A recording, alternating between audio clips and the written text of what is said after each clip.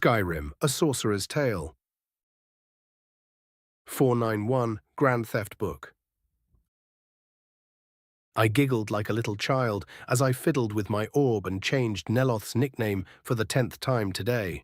Having sifted through every possible bald insult I could come up with, he was notified about each and every one before settling on Mouldy and ignoring the ensuing rant. "Won't play the jester, my grey ass?" I snorted, drawing the freshly returned Minthara's exasperated sigh. Finally done with our dear Saratar. I look up with a light smirk. I do hope I didn't damage his pride too much. Poor fucker was so far under Mirak's domain, even his name reflected it. Mighty Servant is not a name the usual dragon chose willingly. Damage? She crosses her arms and directs me with a pointed look. The poor thing was already broken before you decided to just hand-wave him into the dirt. I raise my index finger in protest. To be entirely fair, his buddies annoyed the shit out of me first. Uh-huh. She nods in a deadpan, very enlightened of you. The picture of wisdom am I? I grin playfully before shrugging the entire topic away, newest additions to your menagerie of distant kinsfolk aside. Her face twitches in a disturbed wince. I do believe it is about time we sped up our schedule. Without any prompting from me, she pulls out her own orb and looks over the map within, raising an eyebrow as she did. "So I get to babysit the old man while you go and dig out a legendary enchanter and fell a giant, is that right?" "Yup," I grin, her lips thin once more in exasperation. "You are lucky your constant scheming is cute." I ever so slowly quirk an eyebrow while placing a hand over my heart. Oh my. She kicks my shin, nearly stumbling as her foot just passed through it, armor included. She naturally rights herself instantly and narrows her eyes. "You are explaining that after this is done." "Sure thing, dear." I grin, still somehow managing to fluster her. "But seeing as you already have things nice and ordered here—" "Raven, don't you dare." She narrows her eyes. "I will leave you to it." I give her a shit-eating grin and promptly disappear. Minthara's point of view. That little shit has no right using his looks to escape all the work. As the thoughts register in my mind, I still and give the area around me a very careful look before exhaling in relief. "Good gods, Minthara, get your mind out of the gutter," I mutter before cupping my chin. "Still, if you think you can drop your chores on me and escape unscathed, you've got another thing coming, mister." I nodded in resolution, not smugness, and returned to my work, utterly ignoring the little part of me that said, "Yeah, keep telling yourself that." Raven's point of view. Before I arrived at my destination, I made a quick stop at the Central Forces position to ensure Mirak didn't attempt a cheeky spite blow while I was dealing with the other position. And thankfully, save for a number of dead and heavily injured, everything was in good order. Nerevar didn't even get nicked. Serana was too nice and drunk on dragon blood to care about a bit of incineration, and the rest were more than happy to continue with their own end of the cleansing. The little pack of werewolves did try and bother me about their future place, but I just told them they wouldn't be uprooted and left it at that. Might as well let the discomfort of uncertainty build some semblance of a need to please me, knee-jerk reaction that it was, before I tried actually integrating the little furries.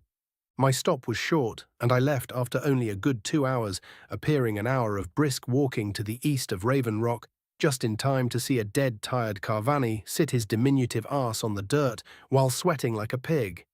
He looked up at me and blinked, eyes only half-focused. "Ah, using the Hortator to break me, are we? Fucking leeches." He spat on the ground, making even his spite sound tired. With a wave of my hand, the admittedly serviceable wards the Telvanni master had set up are promptly overridden by ones of my own making and additionally imbued with aedric magica, clearing the metaphysical miasma pouring from the mostly unearthed barrow within seconds. Carvani's eyes clear up, but instead of getting up to greet me, he just slumps further into the dirt, closes his eyes, and lets out a long breath of relief. "Took your sweet time, didn't you, Dagoth?" All that respect for my title gone so quickly. I quirk an unimpressed eyebrow, my voice a lazy drawl. "Why, I feel so very betrayed right now." He snorts, his eyes snapping open as he glared at me from the dirt. Your warning about the mental pressure was quite the understatement, Your Grace. Sounds like a you problem, bitch, Scorch grumbled, an admittedly unavoidable mistake. I shrug and blast him with a wave of healing magic, jolting his ass into getting off the ground, nearly jumping up with the sudden onrush of energy. I was aware of the existence of the issue, not its magnitude. Should have just prepared better, I suppose. He scoffs at himself after brief consideration. Little bastard was insidious, though. Didn't even notice he got me, until it was already too late to react. There is that Telvanni philosophy, you were either good enough, or you were not. You couldn't retreat, I ask. Ha! He snorts. I could still command the automatons, and I sure as ash am not missing the chance to get a look at Azadal's work. That bastard is legendary, even to my house. Enchanting insights are quite useful in ritualism, I nod. His main school was rather obvious with all his unnatural traits, and I always reward dedication. He grins as if to say exactly what I've been banking on. Rolling my eyes, I summon a bar of silvered tin. Yes, tinfoil hats would unironically work against mental attacks in this world, and no, I am not sharing that information with anyone, and transmute it into an amulet, filling the rune grooves with diamonds and slapping the entire thing with a grand soul gem. The gawking Telvanni nearly drops his reward as I toss it to him, practically stumbling over himself as he began scanning it with multiple spells. Nothing short of a concentrated grandmaster is getting through that, I explain to him and begin walking to the tomb. Now get moving, we've wasted enough time as it is, and your tiny legs will cost us precious minutes. Still rather discombobulated by the past few minutes, the elf stumbles after me with an almost giddy air around him, barely managing to gather himself enough to actually put the damn trinket on. The things I do for loyalty. The halls of Kolbjorn have been excavated with impressive precision, my spider automatons enchanted to not damage any of the historical artifacts as they went about their work, managing to preserve many an urn or lesser relief, even if they still inevitably had to slap a few awakened Draga to death. Not that the barrow itself was any kind of unusual until we reached a rather considerable hall of stories, one that told of Azadal's deeds in life and undeath in very grim detail, and surprisingly impressive artistry as well. It wouldn't surprise me if the dragon cult still respected him even after he betrayed them for Mirak. The little shits valued power over most things in life. Well, Carvani mutters as we pass the final relief of the Falmer genocide, at least he was dedicated. Oaths of vengeance never made sense to me. I shrug as we approach the next series of reliefs, these ones showing the ancient enchanter's service to the dragons, but then again I never experienced enough loss to consider one. The shorter Dunmer chuckles, with obvious discomfort. Here is to hoping that day never comes. I quite like the world intact if you do not mind. My own responding chuckle was far darker than his. A few more reliefs and suicidal undead later, we approach the puzzle lock, and after about 1 minute of fiddling, the way further is opened, Carvani staying well behind me as I instructed him as we stepped into Azadal's burial chamber. Immediately, I felt the familiar miasma burst from his sarcophagus, assaulting my mind with no true words or intentions, but pure, unadulterated hatred and loathing, a sensation that lasted for but a moment until the thing burst in all directions, showering the walls with shrapnel and revealing a bronze-armored dragon priest. Those were some pretty damn good enchantments. He did not hesitate for even a moment before blasting me with a wave of flame suspiciously similar to dragonfire, swiftly followed by a firebolt that was more akin to a high-powered super laser than anything else, and one more wave after that. His spells struck again and again and again, and he did not bother stopping at all. See, that would usually hurt. I step out of the wall of magical fire without a single hair out of place. I felt quite nice and refreshed, in fact. But sadly for you, fire is my bitch. Before I could deliver to him the beating of his unlife, the cheeky little shit decided to blast me in the face with a lightning bolt. All right, I mutter and nod. Hard way it is. General POV. Vels Carvani adopted a distant, dead look as he observed the absolute beatdown happening in front of him. His scholarly mind tried reasserting itself as he was given the chance to observe a full-on umbromantic soul binding while the target of said ritual was still attempting to incinerate the practitioner, who had just beat it to near dissolution with his armored fists. It was in that moment that the old Telvanni master, destroyer of hundreds and knower of terrible secrets, came to a resounding conclusion. He needed a fucking vacation. Raven's point of view. Arise, I grinned widely as the dragon priest's shade rose from the few bits of bone meal that remained. Yes, I cheered. You shall be a fine addition indeed. The usual flash of memories was more vague and loose than usual, but the soul itself was stretched dangerously thin already, so taking it apart would be a project for later. I did catch a few sights of the massacres of the Merethic era, and they were not pretty. The shade, looking much like the dragon priest, except with the odd twist of adopting Krine's gold and black instead of the usual black and purple, bowed deeply before me. Azadal kept most of his previous shape, but I could feel it in the back of my head that his fire had probably only turned more dangerous now that he was connected to me. Nodding to myself, I waved a hand and unsummoned him. Summon added, Enduring Hatred, Royal Guard 13, Haz 18. Chunky little fucker, ain't you? Carvani, I speak up, nearly laughing as the poor fucker startled awake. Once I am done interrogating my new friend, I will copy the insights for your perusal. I of course pocketed the loot, just in case the shade turned out less talkative than I expected. Oh, of course, he clears his throat to hide his discomfort. I will await eagerly. I hum with amusement and move to the hidden chamber I detected. Do not follow me now.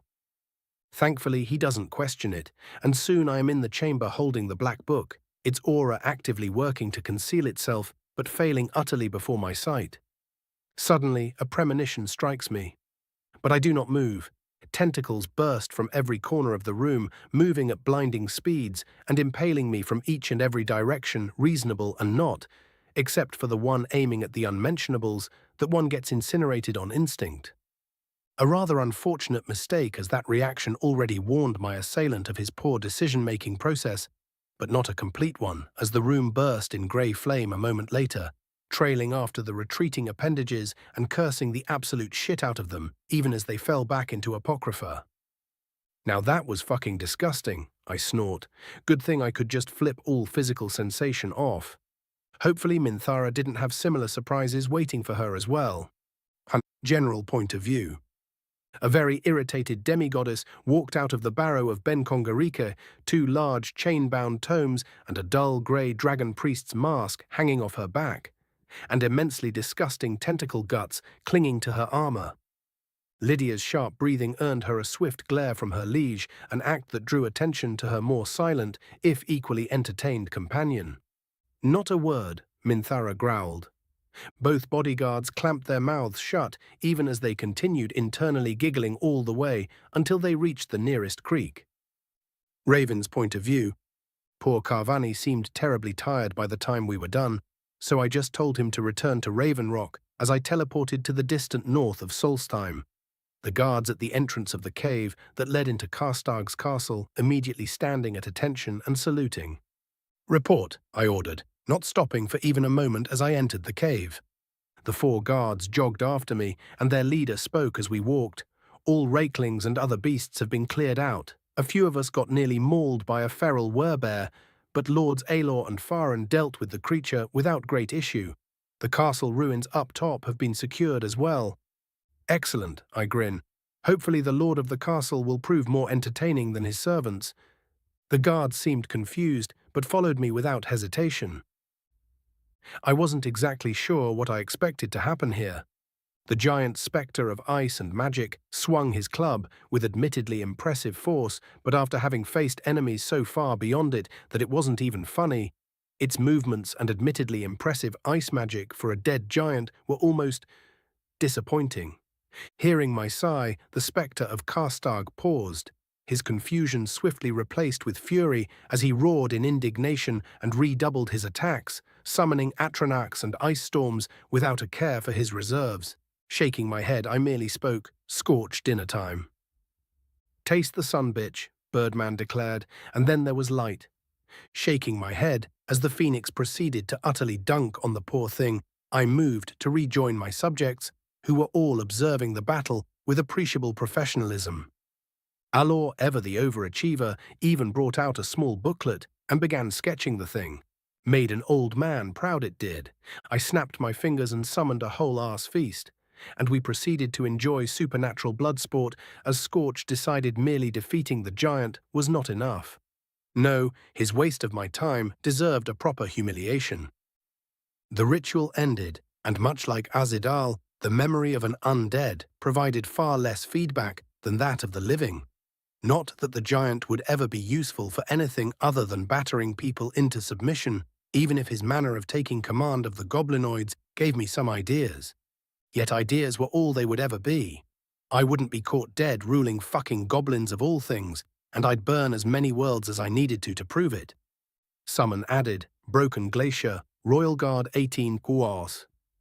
20.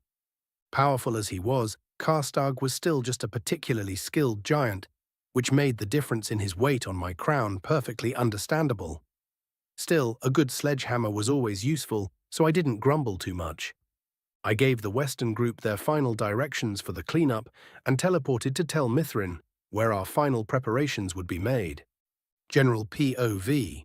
The ancient burial grounds belonging to one of the rare, good and honorable dragon priests echoed with the sound of armored boots, the invading demigoddess entering on her lonesome and leaving behind her bodyguards and old guide. The tomb did not react to her intrusion at first, but once she tapped the sarcophagus, the air finally seemed to shift, and instead of bursting outwards, it ever so gently levitated off its lid, revealing a lich who just as patiently left his resting spot. His garb of copper and purple coloring somehow remained pristine even after thousands of years had passed, and the ancient armor the majority of his fellows wore still shone in the torchlight. The priest scanned the tense demigod and then, to her surprise, inclined his head. Dovahkiin, he greeted, his raspy voice echoing far more distantly than one might expect.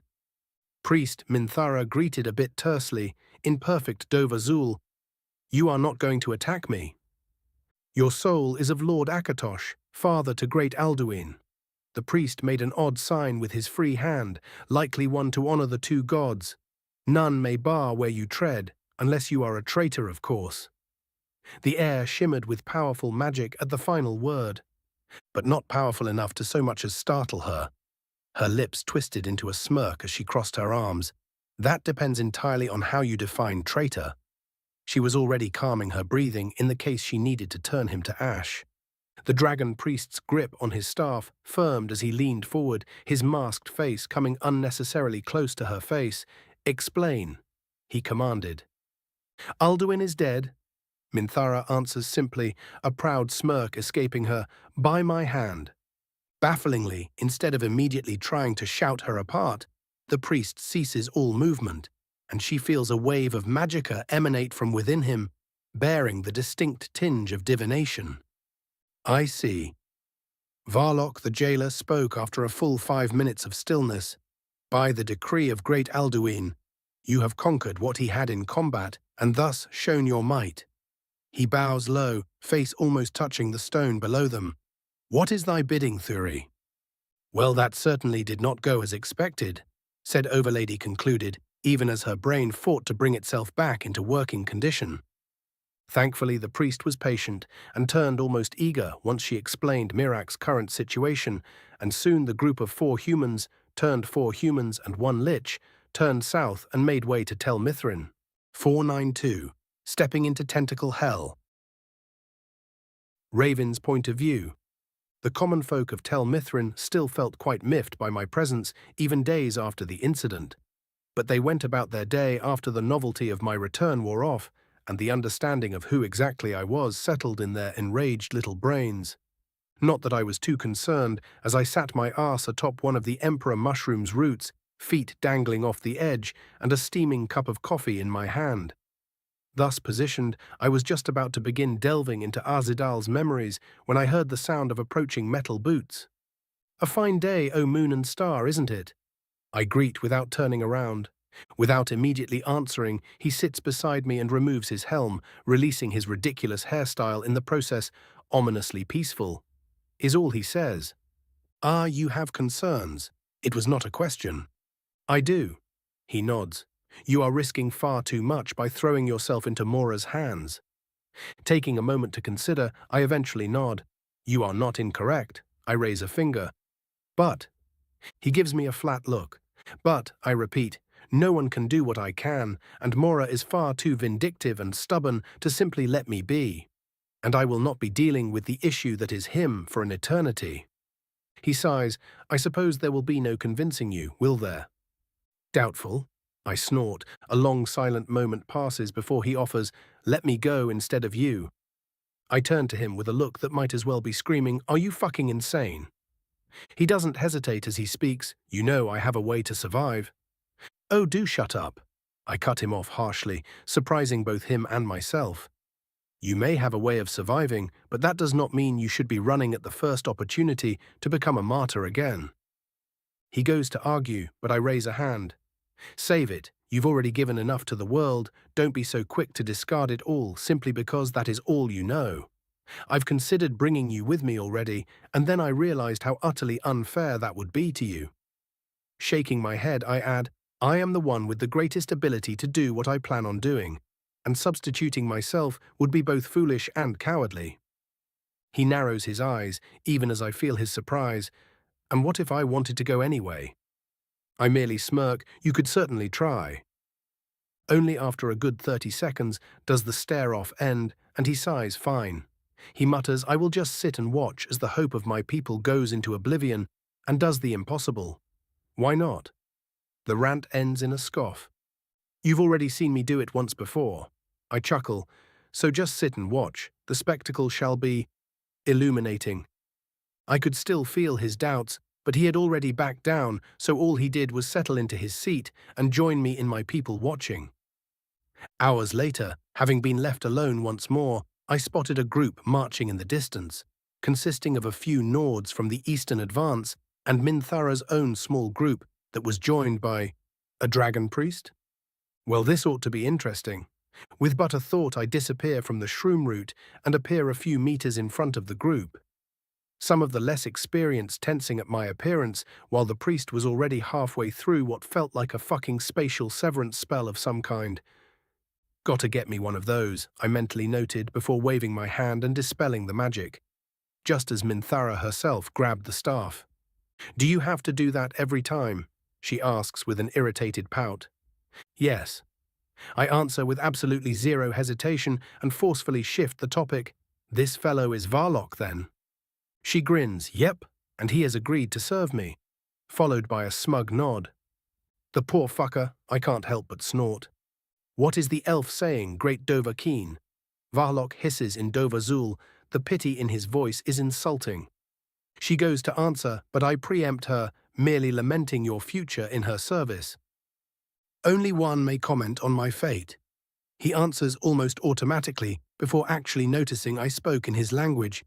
Your voice, it is powerful. Minthara palms her face as I raise my nose. The most powerful, save for the little monster beside you. A high priest for the new goddess, then? He asks in understanding. I can't help but snort as Minthara gives me a considering look. Something like that. The greetings do not take much more after that, and soon, after ensuring Minthara's 2 books were sealed in good order, we made our way to the fortified cave I had Savos prepare over the past few days. No reason to fuck with Neloth's home, even if the chances of failure with so many masters of magic present were incredibly low. Said cave was a veritable death trap. Layers upon layers of defenses of both automaton and elite soldier standing ready at all times to stop any kind of interference, all of it to guard a single large chamber within. 7 podiums stood equidistantly, 5 of them already holding large black tomes atop them, while the remaining 2 still awaited. The podium was surrounded by tables and shelves, all of them containing ridiculously high-quality enchantment and ritual supplies, alongside dozens of relevant tomes meant to discuss Mora and his little gates to reality. Those within stopped what they were doing as we entered. Savos, Neloth, Marwyn, Sarana, Nerevar and about a dozen Telvanni mages all perking up as they saw the final two pieces of the puzzle being brought in for the final moment. Naturally, they then spotted Varlock, and we had to waste 10 entire minutes explaining that no, the usually rabid undead was not nearly quite as rabid as you may think. Oddly enough, said dragon priest seemed incredibly curious about Marwyn's state due to the obvious refinement of the lichdom process over the many millennia. But sadly for the two of them, Varlock could only speak in dragon, and Marwyn was an uneducated little Breton corpse. Serve as their translator, you say? Ha! Should have spent more time learning a mildly useful dead language to most mortals, instead of turning yourself into an undead at the first opportunity, you little shit. Well, that, and we had to actually silence Varlock after a while, as his voice kept trembling, the damn ritual chamber and rattling the preparations. Not that the ancient mage complained, of course. He was ignorant, not an idiot. For the sake of clarity, I shall reiterate the aim of this gathering. Neloth spoke, none of his usual vitriol present as the final book was laid onto its pedestal, the Black Books of Hermaeus Mora. No reaction came on the utterance, for the place was immaculately warded, our small windows, passages, if you will, from the realm of oblivion known as Apocrypha into the material plane, Nirn. This ritual, he points at the large grooved surface filled to the brim with crushed and inert Vala stones, aims to use the collected black books to twist their separate holes within reality into one stable passage, allowing for unfettered entrance within the realm, and if necessary, an undisturbed retreat. The book's energies shall be directed into the arch to the chamber's north. He points at the stylized knot door, using their conceptual owner's aura to find the destination and open a passage within a place that is as objectively as possible considered to be a safe entrance. However, there is an issue. Savos cuts in, giving a quick nod to Neloth. The power required to safely penetrate into a realm of oblivion is so immense that we do not see how to go about it without stuffing it with hundreds of black souls. And that, I hear, is rather unacceptable under the current government. Neloth tacks on with a drawl. Discussion spreads as anything between using a dragon soul to just turning me into a battery for a good few weeks is presented. It was entertaining for a short while, but the lack of faith was frankly saddening. I cleared my throat and summoned the mortal's razor. Would the life force of a good 30 or so thousand Argonians do? Cursing the shit out of the hist took surprisingly little after the spell started sustaining itself. The room turns utterly silent as they process my statement, and Neloth, ever the fucking grouch, actually scans the knife before stilling for but a moment. Impressive. He forces out and gives a clipped nod. But yes, life force is a primitive but potent medium of connecting to the Daedric realms. It will work. Most excellent, I grin. Now all that is left is to rework this entire thing to accept both the Amulet of Kings and my own aura without bursting, and we are off. The stares I received at that statement would have incinerated a lesser elf. A full day is how long it took us to ensure we wouldn't simply be expunged from oblivion for bringing what we did with us. The Amulet of Kings was particularly resistant, to the point Minthara outright went and made a shrine to Akatosh, automatically sanctified by her mere touch, of course, and proceeded to demand that Daddy Dearest let her bring her toys wherever she went. Poor Varlock looked like he had borne witness to revelation itself at play when they returned. Traumatized liches aside, the amulet now had the ability to adjust the force of the pact, and would in the worst-case scenario disappear without trace. My own problem turned out to be much less of one. Quite the opposite, in fact, as my powers were far easier to control and belonged exclusively to myself. The mere fact I would participate in the ritual that aligned with my goals, which just so happened to align with my aspects, meant that it would be stabilized by the Aedric Magicka I used. That also meant I would have to direct the entire thing without help, but frankly that was par for the course at this point. The new design was, after much grumbling, agreed upon, and I left the other mages to their work, finding a nice empty cave for myself as I proceeded to commune with every single divine or Daedric power tied to me and ask for support. The Daedra were salivating at the idea of getting one over one their own, as was their wont, while the Aedra were politely told by Akatosh to not let his brightest child get slapped about by Mora. So even if they did not agree with my disturbing of the world order like this, they still would provide support. It wasn't truly a conversation I had with the latter, more of a rapid exchange of ideas and sensations made possible only by my divinity, but the results remained the same. The ritual's foundations felt firmer, its artistry and workmanship more perfect, and its results secure from any potential time flow fuckery on the other end. That last detail scared the absolute shit out of me, I admitted privately. For all my power, if I just happened to enter a place with a different time flow, the world I left behind would be lost to me with but the slightest application of bad luck. All the more reason to grow beyond such things. No, I mutter to myself as all the other mages step away and into the corners of the ritual chamber. I raise my hand, mortal's razor held firmly within, and begin. The room shudders violently as the energy is released within mere seconds, the blood-red power of lives taken subsuming the empty energy sources with no resistance and surrounding the rattling books with swirls of power. The blessings of the Aedra made controlling the power incredibly easy, and Mora's realization and ensuing resistance was made trivial to beat back as my ally Daedra fell upon his efforts like hungering wolves. I think that for a moment I felt genuine surprise once Uncle Sheo got involved, the old champion far too eager to jump into the fray once more, even if she kept pretending to be an old man for some bloody reason. Throwing the useless thoughts away, I begin channeling my divinity into the violent swirl of energy, carefully guiding it all as to not make the black books utterly inert, while still using them for the intended goal. For a moment I felt a massive build-up of power on the other end, but then suddenly, as if a switch had been flipped, I felt Mora pull himself back, nearly making me fumble as I was forced to pull back a large chunk of my own power that nearly extinguished his artifacts. A cheap attempt, but it cost him nothing. Narrowing my eyes, I kept my attention trained on the ever-distant gaze of my enemy, but he did not try retaliating again, and before long the raging forces calmed before finally clicking into place, shoving the blackish-green aura of the books into the arch upon the wall and creating an ominous portal. Though I will admit a bit of arrogant smugness at seeing the edges of it swirling with grey flames. A quick look also confirmed that the books had been rendered utterly powerless, the creation of a permanent portal taking every single sliver of their energies and rendering them into mere pieces of parchment.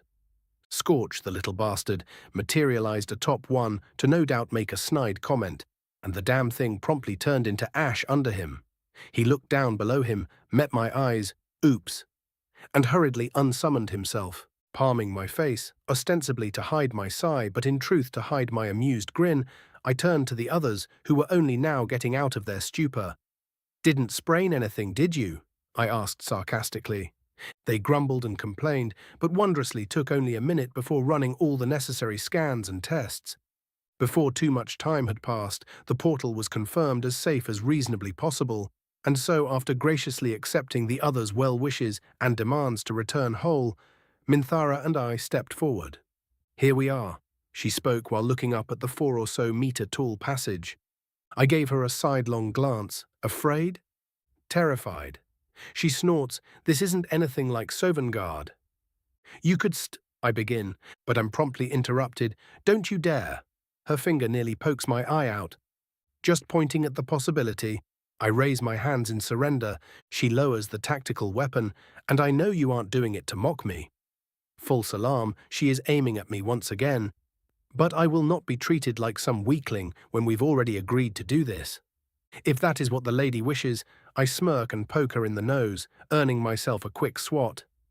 Though do try not to cry at me when the spooky library becomes too bothersome. She huffs and smirks. "How are you so sure you won't be the one that won't be crying?" Because I grin and lean forward. I am not going for a read, but for a book burning. She gives me a dubious look at that. After looting what I want, of course, I concede. There it is. She grins and offers her hand. "Now let's go and get the bastards." Smirking, I take her hand, and we both walk forward. Just make sure not to fall for any provocations once we inevitably get separated. That sounds quite ominous, she mutters before her eyes widen. Wait a moment. We enter the portal and the her protests are lost forever. 493, Side Story 4, Mephilan Mischief. General POV before the ritual. Away from all the excitement on Solstheim, within the very heart of Tamriel's empire, a figure of pale grey skin and midnight black hair stood atop the balcony of the mansion-turned-Morrowind embassy that belonged to its new hortator. The valet, currently pouring her wine, stilled as he saw her smirk, her gaze directed to the distant northeast, as if she could see something in the skies that others could not. "Ever so bold," she muttered approvingly. "My lady," the valet asked, "do not worry yourself over little old me, dear Gelin. I am merely remembering something." She directed him with a soft smile that still shook him to the core. Still, he was hired for his professionalism and discretion. So instead of pressing the issue, he bowed, "As you say, Lady Mephis," and swiftly walked away, though not without a certain stutter in his gait. The disguised Mephala rose her hand to hold back a titter of amusement, but ultimately failed. Truly mortals are ever so amusing. "And they call me the Mad One." Her delectable surprise of a guest scoffed, "The poor lad will not sleep through the night." "Such excitement is a gift, is it not?" Mephala smirked. "His life was so very monotone before I graced him with my presence." "With your pestering, you mean?" The pale, red-haired warrior woman rolls her eyes. "I can see why the boy treats you like he does.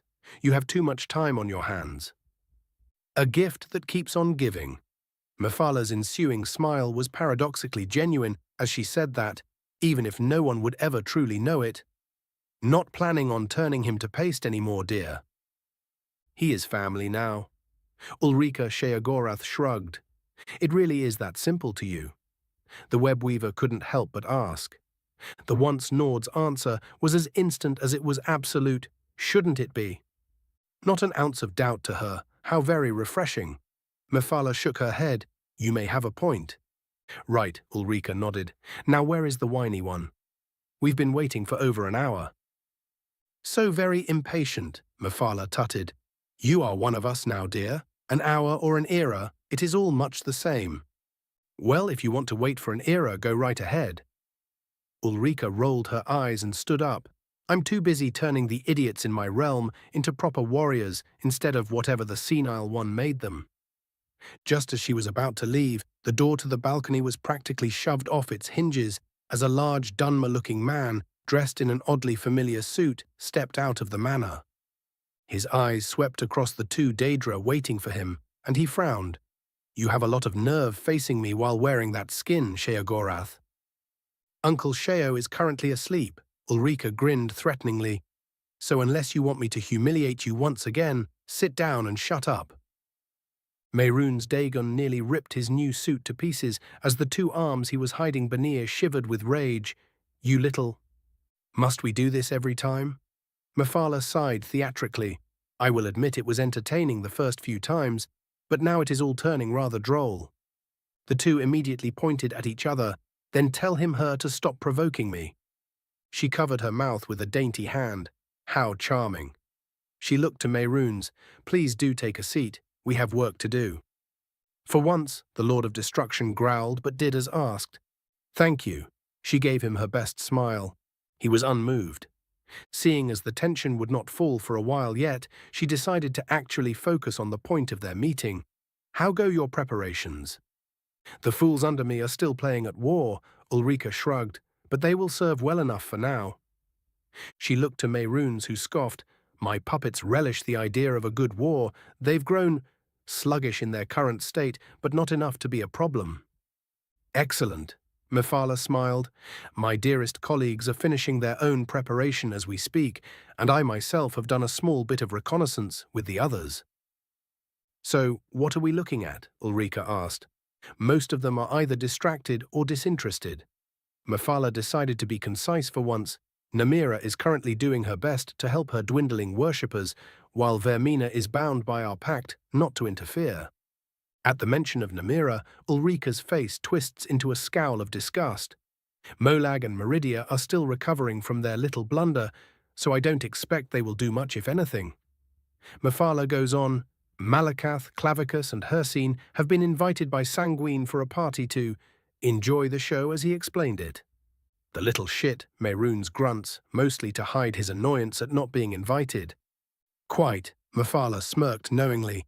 So in short, we will only truly need to focus on Hermaeus, bearing any grand shifts of course. Mentioning Jiggalag, Sithis or Nocturnal was of course superfluous. The three of them simply did not play the game like the rest did. Wait. Ulrika frowned, deep in thought for a long moment before she asked, what about Periite? All the others are accounted for, but in all our meetings we never mentioned him. Utter silence descended upon the balcony, swiftly broken by a loud snort as Mehrunes directed her with a look of utter ridicule, quickly joined by Mephala's own titter that soon transformed into soul-deep laughter between the duo. As the two continued laughing, all the poor Nord woman could do was blankly repeat, "What?" Mephala's amusement followed her well into the following morning, long after her two guests had left and their preparations were finally agreed upon. She couldn't help but wipe at her eye as poor Ulrika's words once more surfaced within her mind. "Something amuses you, my lady?" An imperial noblewoman brought her back to Neon. "A private joke, Lady Eswood." Mephis smiled at the mortal. "I dare not speak it for its crassness, but the way it was delivered was quite charming." The noblewoman quirked an eyebrow, but decided she was better off not knowing. She instead took the overpriced porcelain cup filled with tea and took a short sip of the imported beverage, failing to hide a quiet moan of surprise at the taste. For someone with so many fingers in the moon sugar trade, the girl is certainly innocent. Mephala hid her amusement, and in a tone that was perfectly polite, quipped, "I am happy our hospitality is adequate, my lady." Verena Eswood's arm twitched, but she hid the rest of her reaction. Indeed. She smiled woodenly and turned to the other guest. "What about you, Queen Jeanette?" The Breton petty queen merely raised a dainty eyebrow. "The tea is indeed adequate. I feel I must applaud Lord Dagoth on stocking such. However, getting imports from all the way in elsewhere has proven rather difficult for my factotums in these trying times." Annoyed that her predicament was not shared, Verena simply agreed with a nod and shifted topics. "I am surprised you would care for such luxuries, my lady. Was Johanna not facing some trouble from your— what were they called again?" "Reachmen, and I remind you, they are most certainly not mine." Jeanette looked at her pointedly, but only for a split second. "Fear not, my lady, for I assure you that Johanna has experienced nothing but growth in prosperity, since my dear Uthred directed his veteran knights to assist my own." The petty queens. Aspiring high queens, Mephala's endless experience corrected. Eyes grew sharper in the next moment. "Such filth shall soon be cleansed from the land, and soon Hrothgar shall prosper like never before." "Well done hiding that mania, child," Mephala smirked internally. "Impressive progress, dear Jeanette." She spoke with a small smile. "And what of your plans, after you've cleansed your lands utterly? Someone of your delectable ambition would not simply leave it at that, would you?" And just like that, all of the girl's confidence shrunk in on itself as she simply said, "Uthred will decide our next move." Mephala tutted, Now, that just will not do, my dear." Both of the highborn ladies gave her looks of shock and surprise at her audacity. "Say, the good Lady Verena here has some rather interesting contacts." Mephala nodded at the Lady of Blackwood, who stilled before ever so slowly relaxing. "You wish for your intended success, do you not? Why hesitate to help him in his goals?" "I," Jeanette hesitated, "may have made a few foolish miscalculations in my youth. The poor thing thinks she is a child no longer." "How amusing, and those were but lessons for your ascent." She patted her shoulder gently. "Now, as I was saying, dear Verena has certain connections in need of unloading." The fool who owed her far too many favors scowled. "And you are in need of a next step," Mephala went on, as if nothing had happened. "I hear the good king of Windkeep is growing weaker by the day, his land swarming with orcs and bandits." She gave Verena a pointed look. "If you were to wait for the old man to fall to his illness, you and your dear Uthred could rescue those innocent people." The once more perfectly composed Breton blinks. "We could?" "Why, yes," Mephala smiles. "And who could judge you for doing what the previous rulers could not? It is after all the duty of the nobility to keep the common folk safe, is it not?" The ruler of Johanna's eyes brightened with each word. Mephala went in for the final strike. Now just think of how much your beloved may appreciate you if you came up with all this all on your own. And that was that. Hours later, an amused Mephala left the two noblewomen, the two of them quickly falling into an uneasy cooperation through the sheer force of Daedric scheming, even if they could barely stand each other to begin with. That should give him a perfect port to watch over the Iliac Bay. All that is left is to kill the fool from Windkeep. Mephala smirked to herself as she walked. Now if only she would be shown the proper appreciation for all she did. Ah, but she could wait. The reluctance only made the chase all the sweeter in the end after all. What to do now? She hummed happily, seeing through the eyes of one of her agents as her devotee read through a series of reports, detailing anything between a wealthy merchant buying out a large batch of automatons to the Imperial Grand Marshal still speaking poorly of the recent ceremonies. Stubborn little fool. She narrowed her eyes, partially agreeing with the man's annoyance, even if for totally different reasons, and partially fuming at the little upstart for daring to even think of interrupting her dearest chosen. Simply stabbing him will not do, though. He is too useful for that. She frowned and swiftly pulled at one of her grand webs, sending forth a ripple through the minds of thousands. A day later, through a series of minor events and words spoken in just the right time, the great-grandson and sole descendant of the Grand Marshal would take a walk outside the city, where he would encounter a particular beast akin to one of Mehrunes' chimerae. The poor boy would fight bravely, but in the end he would end up struck by the thing's scorpion tail, leaving him poisoned and comatose, only to be found almost immediately by a patrolling Velenicus, who swiftly began panicking and looking for any way to heal the last of his blood. By the time the sun started setting, she already owned him body and soul. Truly, Mephala lamented grandly to herself, even as the call for the attack on Hermaeus came, and she sent forth her Daedric hordes without a care. Only I could tolerate being so underappreciated. For all her words, she could not hold the anticipatory grin from forming on her face. All in due time. 494, Chapter 110, The Depths of Apocrypha. Raven's point of view. Within the blink of an eye that lasted far too long, the air that wasn't quite air around me distorted with a loud crack, throwing a small wave of dust in each and every direction and briefly illuminating the passage I found myself within.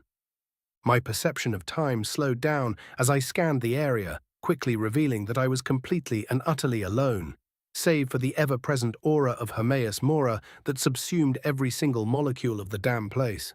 The intent-based transportation worked then, I noted, my voice disappearing the instant it left the bounds of my shroud. The principle of it all was rather simple. Minthara wanted to face Mirac, while I spent the better part of a subjective hour mentally yelling how I wanted to find my way to Mora's most hidden secret.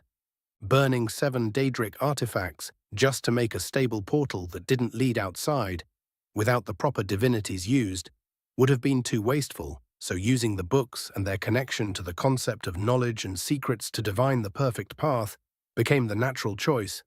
A bit of a gamble on my part, but hopefully he didn't have something more important than a Daedric prince that needed hiding. Best leave those thoughts for later me. Doubting myself now would just slow me down. Not that I am all too eager to get moving as I am now. I shuddered, fucking hate getting spaghettified, and I needed to wait for the signal. And lo and behold, as if summoned by my thoughts, I felt the aura of Apocrypha shudder violently, its infinitely distant edges groaning under outside assault. Showtime, I grinned, and began walking down the grand hall. My shroud hid me perfectly from outside perception and would serve by itself on most occasions, but what I planned on doing could not be risked. All it would take for Mora to find me is to merely turn one of his eyes towards my general area for one moment and find something is amiss. And then he would investigate. A battle-hungry dragonborn and a quintuple Daedric invasion ought to distract the fucker for a while at least. Done wasting time, I unfurled a tome I chained to my side and sent a jolt of my divinity through it. Immediately the fleshy crime against itself opened up, and to my surprise, it did not immediately begin writing on itself, but manifested a tiny seeker look-alike, One who was currently doing the closest approximation of an apoplectic glare directed my way. Ariovistus, I nodded, still scanning the massive, lightless hallway filled with so many tomes and scrolls one would not be able to count them in years. Lord Dagoth, the little guy squeaked. I raise a finger. It is Hortator now. Ah. He pauses and sketches a comical bow. Terribly sorry, Your Grace. My, how polite. The little seeker stills before shaking his head tentacles. That is not the point. Why have you brought me back to this accursed place? Because I am in need of a guide. I answer, eyes narrowing, as I realize the passage has been fucking with my perception. We are going to need to... There is no we here. The long-dead writer interrupts. Not so polite then. I do not plan on making you help me for free. Should we survive? He retorts before slowly nodding. What do you offer for this service? Help me with finding my way. I raise my index finger, and I will free you from that book. Agreed. He doesn't hesitate for a fucking nanosecond. He is lucky I am not enough of a cunt to consider stabbing him to be freedom. I shake my head. Excellent. Now then tell me, what do you think of this tunnel we find ourselves in? The tiny seeker twirled around atop his book home for a while before shaking his head. Not one I've ever been in, but I have seen its like. He sniffed. It would appear we are within a trap. A spatial illusion, to be exact. I nodded at the confirmation. This is the 15th time we've passed by his same ordering of tomes on pre-Aliad alchemy during our conversation. He gave me a look that said, why bother asking me then? Before flapping his little tentacles, it is always good to seek the wisdom of others, I suppose. He tacked on, have you any clue on how to free us? I may have been cursed with centuries of this place, but this section eluded me. Brute forcing the issue appears too easy. I ponder aloud. Now that we spoke of it, the illusion ward is rather obvious and deceptively fragile. But that would alert our host. He spat the title hatefully. Indeed. I hum, which means this. I raise a hand and begin channeling a mix of raw space manipulation alongside my divinity. Will take some finessing. If long-distance spaghettification was unbearable, what came next was worthy of a mind wipe. Like a complete masochist, I placed all of my things, including little Ariovistus, into my inventory, and promptly began folding my malleable form upon itself, doing so over and over and over again, until all I resembled was but the tiniest grain of ash. And then I simply rolled myself forward. After what felt like an eternity or two, I felt myself attack the ward and clash against its surface, but only for the slightest fraction of a nanosecond, before simply rolling on, and into freedom. With a nauseous groan, I felt my body burst from the grain of ash and immediately reclothed myself, summoning the fleshy book back into my grip. That was fucking disgusting. I feel my hand twitch. The baffled tiny seeker looks at the passage behind me and then at me. Didn't you say fighting the ward would alert him? No one wards against things smaller than ants. I grin and turn to the passage and repeat, no one. Ignoring the disturbed, escaped demon, I focus on the passage only to find that the damn thing was barely 10 meters long, and was in fact not a passage, but a small corner of a large chamber made up of a trio of walls. And within was a small pile of bones turned to dust. So that is what I disturbed when I arrived. How hateful. A light shudder passed through the whole of Apocrypha, and I turned back around. It would seem that the attack is picking up. I muttered, best we hurry up then. Without waiting for the tiny thing's questions, I began moving. I will admit I was immediately distracted by the space I found myself within. For instead of the Apocrypha I remembered, I was currently strolling through what I would best describe was an oversized town-scale private study with wooden tables and small lanterns strewn about the place, made to look actually warm and presentable by long red carpets that contrasted oddly well with the mountain of blackish green that was the rest of the interior. And it most assuredly was an interior in its entirety, for none of the sickly green I've come to associate with Apocrypha's skies was present. The place felt almost homely in an odd, disturbingly eldritch kind of way. It was almost as if I was being invited to stay, and the invitation was insistent. The temptation of Mora is difficult to ignore, the tiny book monster hissed. I shook my head, sending a burst of my Aedric magicka through my everything and felt the feeling rapidly subside. This place was fucking dangerous. My hesitation thus ripped away, I began outright jogging through the deserted halls, passing numerous libraries worth of forbidden knowledge without bothering to look at them for even a second, lest I be captured by yet another annoyance. Nearly an hour had passed, and I was still not any closer to finding a way forward, even if voids blink and my sight kept telling me that I was going in the right direction. A voice in the distance that was not the rumble of battle drew my attention, coming straight from the direction I had been following. Made curious by the break in the monotony, I sped up and soon found myself in a grand circular chamber covered in all manners of ancient artifacts. None of them were real. What was, however, real was the hunched figure shivering above the small model of a ship, its tiny sails still shuffling under an invisible wind as the emaciated man muttered ridiculous proclamations as if they were a mantra. "The this I is into the lee last yo u have cease seen of tredro." The voice was barely audible, the bibe. He shivered, his voice turning into a snarl. "It will be mine." "This one is owned by a cursed Mora." Ariovistus spoke quietly, and yet he does not seem broken, not yet at least. Unable to waste any more time on the pity party, I cleared my throat. And with an unexpected supernatural grace, the emaciated man rounded on me, a thin and well-used saber in his hand. Noise? His one bloodshot eye scanned the room. There is no noise in Tredro's domain. Is that a vampire? Posing as a pirate? I realized incredulously, before loudly snorting and speaking up, "A fair greeting, my good man." He yelped in a panic and finally managed to detect me as I revealed myself, fight and flight instincts invariably settling on fight as he lunged at me with the now understandable speed of a vampire. A speed that no longer even registered as a threat. With a lazy wave of my hand, Ariovistus's physical form levitated above me, while at the same time the vampire's saber was twisted aside in a painful groan of metal, my armored fist, empowered with ebon flesh, slamming into the poor fucker's jaw and launching him a good meter into the air but a moment later. Like a puppet with its strings cut, he groaned and bonelessly flopped onto the floor. "Charmed," I quipped as he groaned, unable to regenerate due to the obvious lack of food. "You have not seen the last..." He tried forcing himself up, but fell back halfway through. Before I could be struck with more pity bait, I rolled my eyes and tossed him a blood potion. Never know when you might need one, the thing clattering uselessly against his chest before he took one good sniff of the air. Faster than he was capable, but a moment prior, he grabbed the vial and just shoved it down his throat. "Jesus," I couldn't help but mutter. The book demon shuddered as well. "Quite disturbing, Your Grace." Some very disturbing convulsions later, the vampire stood up, his once empty eye socket slowly generating the fresh organ as he looked at me with a mix of pants, shitting terror and gratitude.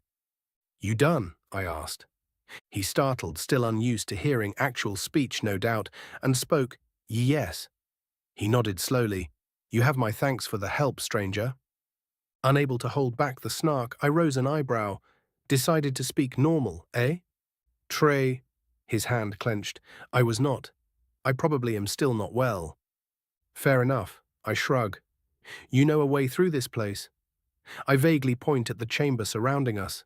He immediately turns defensive, eyes flickering to the little ship. "The only way out is the way you came through." A snort leaves me bullshit. His eyes flicker to his destroyed saber, and I feel his meager magicka begin to move, but not yet surge. "Who are you anyway? Here to steal from our dear master, eh?" "I assure you, I am here to murder the shit out of your master," I interrupt him with a raised hand, my voice a disdainful drawl. "And going by the disdain in your own voice, I doubt you are all that eager to stop me." "Eager? No." He shakes his head. "Do I have a choice in the matter? Absolutely not." Before he can so much as twitch, blasphemy is already stabbed in his shoulder, his form overtaken by a wave of grey flame as he reels back in surprise and fear.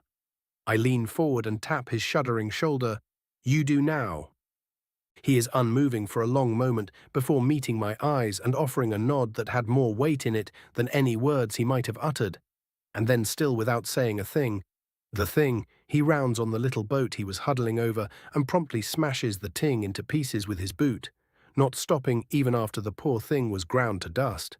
Just as I was about to interrupt him, I felt the room shudder and the shelf on the far end, holding what looked to be an advanced form of automaton part, split open, revealing a narrow passage that was most certainly the way I wanted to go. Nodding at the vampire, I started moving to the passage, only pausing as I realized he did not follow me. "You coming?" I ignored his breath hitching, and soon rapid footsteps followed after mine. After 10 minutes of crawling through an increasingly claustrophobic tunnel, I saw the familiar sickly green light I remembered from the screen all those years ago, the sight of seas of ink and undulating bookshelf passages feeling almost reassuring. But that was not what drew most of my focus. Oh no, that would be the massive tree of oily green stone, jutting with thousands of spikes of unfamiliar crystal that seemed to bleed into the seas of ink. The light glow of said crystal disappearing moments before the sea was even touched. In the distant horizon, if it could even be called that, I felt more than saw familiar auras clashing with Mora's, the vague southish feeling direction of Apocrypha no doubt already alight with the fires of battle. "Focus on the task, dumbass," I grunted mostly to myself and began approaching the tree, one that was oddly free of guardians, even as the reason revealed itself but a moment later.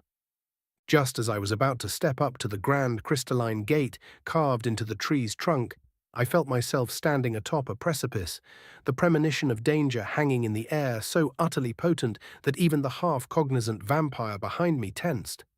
And yet, before I could simply bulldoze through the barrier, now that the goal was in sight, I felt a distinct and unfamiliar aura, one not lesser to Mora's own, touch upon my mind.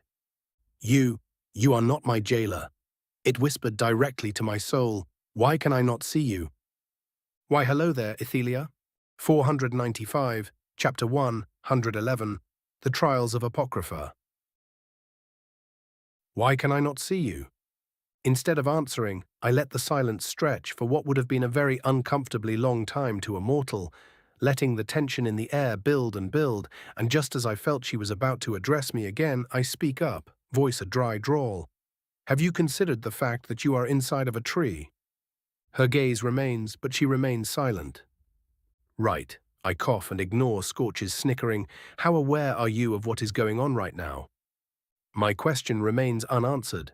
The whisper re-emerges. "Why wake me if you refuse to show yourself?" "Going to have to let that one go, you annoying lamppost."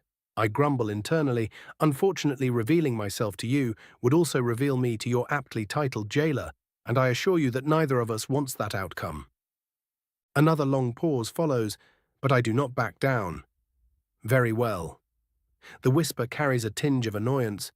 "I am aware that I am jailed, and that it was done through betrayal, but my memories are distant." This may turn out more annoying than I expected. My eyes narrow and I feel the walls of Apocrypha shudder once more, and I do not have infinite time to walk her through everything. Every second I waste not getting ready is one where my allies may be forced to retreat, or Minthara might end up under Mora's personal attention. Within a blink, multiple ideas were formed and discarded before I decided that sometimes simplicity is best. "I ask that you do not overreact." I speak up, "But do the names Apocrypha and Hermaeus Mora mean anything to you?" The moment the words leave my lips, I feel the tendrils currently connecting my mind to the prisoner sharpen and her fury begin bleeding into me, something that would have probably hemorrhaged my brain if I still bothered with using it. But the tree does not tremble, nor emit any kind of detectable power, and thus the mission continues. "Mora." The whisper becomes a hiss. "The betrayer." Charming fellow, isn't he? I smirk. "I trust that you find your current situation objectionable." Another pause, an insulting understatement. "My humblest apologies, my lady." I sketch an elaborate bow. "Lady?" I feel apprehension at the concept before the memory seemingly clicks in and disappears. "You are not one of his servants." She states, "You seek to battle him then?" Use my release as some kind of distraction. "Nothing so crass, I assure you." I shake my head. Instead, think of it as seeking an alliance against a common foe while also getting you your freedom. A much more agreeable idea, no? Once more she takes her time responding, "You dangle water above one dying of thirst. Cease with the games and name your demands." Well now, she is more eager than I expected. My humblest apologies. I inclined my head, and you are quite right that there are demands to be met. Time to push my luck. See, while it was Mora who imprisoned you, many others agreed with his reasoning, even as they did nothing to aid him. The tendrils sharpen once again, but this time they do not attempt to liquefy my head. I start channeling the absolute shit out of my aspect of deceit, which means that I simply cannot unleash a being of unknown power without assurances. Mere rules of engagement, if you will, ones followed by all great beings such as yourself. You ask that I exchange one binding for another. I ask that you choose. I shrug, divinity still channeling at full force. Remain in that tree, lost and forgotten. Or accept rules of your own will, ones that will allow you to do as you will without bringing undue harm to the undeserving. Speak your terms, is her curt reply. Very well. I nod. If you wish for freedom and alliance against your betrayer, I will require from you an oath. There was no mistaking my intent to anyone who listened, that you will abide by the covenant of Akatosh, and that you will do no harm, direct or indirect, to Nirn. What followed was a rapid series of sensations and impressions. The first thing I realized from her presence was that my attempt at downplaying what I was asking failed miserably, nearly getting her to reveal herself due to my arrogance. Part divine I may be, but to lie to a Daedra over something like this was still beyond me, it would seem. Second came the immediate refusal, one that ever so slowly subsided as I simply stood there for 10 minutes, staring at the tree intently. Next came attempts at negotiating, and I almost turned to leave. Say what you will about Mafala, but if she thought something was fucky enough to rip out her memory of it, it was damn well best left tamed or forgotten. Merely fucking Mora over would have to suffice, but it is what it is. Finally, a sense of resignation emanated from the prison, and the whisper returned in a more understandable manner. Very well. Excellent. I clapped my hands, pretending my soul didn't just get stared down by an eldritch abomination. Do start whenever you like. I will remember this. She hisses, and I feel her presence firming, almost enough to manifest, just one step behind actually fighting against her bindings. I, Ithelia, do swear on my name and all I am, that should I be released, I will honor the covenant of Akatosh and seek to do no harm, direct or indirect, to the realm of Nirn. With the declaration of her name, I feel a new weight settle all around us, even if it was obviously being heavily suppressed. For a moment I almost feel Mora's gaze turning towards us, but just as quickly something occurs that distracts him. I thank you for your cooperation. I smile as relief floods me. Now that the unpleasantries are out of the way, I will begin my preparations. You will be out of that ghastly piece of lumber before you even realize it. The equivalent of narrowed eyes stares into me. Should you betray me? Yes, yes, I raise a hand lazily. Fire, brimstone, death, suffering, and all the others. Don't give me a reason, and we will be just fine. She does not answer. Nodding in satisfaction, I step away from the great tree. The gaze of both the imprisoned goddess and the emaciated vampire following me as I approached a corner. Summoned blasphemy and began carving into the stone-adjacent surface, voids blink guiding my every step. My hands remained precise, but with each little cut I began feeling increasingly giddy. That will show you to stress me the fuck out, you literal bookworm. Or, general point of view, earlier. Minthara caught herself before she could fall over, the cobbled-together portal practically launching her into an odd chamber filled with pools of ink and decaying bookshelves and surrounded by odd, drafty walls. She took a deep breath, regretted it instantly as the smell assaulted her, and turned to her company. Of course, she deadpanned, realizing she was completely alone. Prick probably found it too funny to tell me even now. Says something about me that I find it endearing. The thought came from nowhere and was promptly swatted away into the ever-growing pile of scary self-consciousness. Shaking her head, she took note of her surroundings, quickly realizing she was atop some kind of massive, constantly shifting bridge made up of hundreds of little sections that were all an odd mix of library, root-looking passage, and incomprehensible maze of flesh. No, wait, that last one was just the sea of eyeballs on the ceiling. She shivered. Why did I agree to come to this place again? And quickly suppressed her mind's instant answer. Following the outline of the grand structure before her, she found easily see her ultimate destination. A large platform, the size of a small fort or thereabouts, that looked like a gigantic tree stump. Even from all the way here, she could see the same architecture she remembered from Mirak's temple. Unbidden, a smirk wormed its way onto her face. And here I thought my previous family reunions were awkward. She snorted, leaned Dovakrin on her shoulder, and began her march. For about approximately 1 minute. Standing at the edge of the section of bridge she was currently on, she stared down into the pool, her eyes nearly allowing her to fully notice the uncountable, undulating tentacles below. Nope, nope, nope, nope. She quickly stepped away and actually looked at the small library she was surrounded by, finding numerous folded scrolls, promptly pocketed, soul gems, yoink, and to her great surprise, actual weapons and armor. That too naturally joined the loot pile. Her enthusiastic search led her to ruffle through the entire place, revealing no passage forward and no other thing of value except for the furniture itself and the odd flesh lamp pods that provided light. There is always a way, she thought to herself. For all their oddness, they are always arrogant enough to leave a way forward. Don't tell me.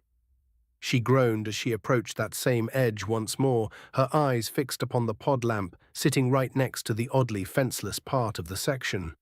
Closing her eyes and counting to 10, she pressed the lamp's glowy bits, quickly retracting her hand as the disgusting feeling registered and snapping her eyes open on reflex. Just in time to see the thing crawl down into its shell and cover itself with fleshy flaps. The moment the lamp closed, two things occurred. One, a bridge previously connected to another section began floating towards her own. And two, the ink pool in the middle of her section exploded up, revealing the large and imposing form of a lurker. The beast rounded on her, roaring at her loudly enough to shake the books still on the shelves and preparing to lunge, only for its entire upper body to be caved in before it could so much as twitch by the increasingly disgusted demigoddess. Yuck, she spat and kicked the lurker back into his pit. Thus motivated, she quickly crossed the bridge called by the fleshy lamp and found herself in yet another section of the endless library, only now she was faced with floating seekers and already awakened lurkers. She did not bother hiding. Section after section of Apocrypha's innermost realm was ransacked for all it was worth, the irritated demi-goddess graciously helping herself to all of it as payment for having to suffer Mora's poor taste in realm creation. And yet, with each section she passed, the challenges became more and more annoying. At first they started requiring specific sequences of pod activations, making her waste more and more of her time and bogging her down in the constantly replenishing guardians. She did find it rather odd how she wasn't getting swarmed to death, but one look at the gigantic fire burning to her relative south quickly informed her of the reason.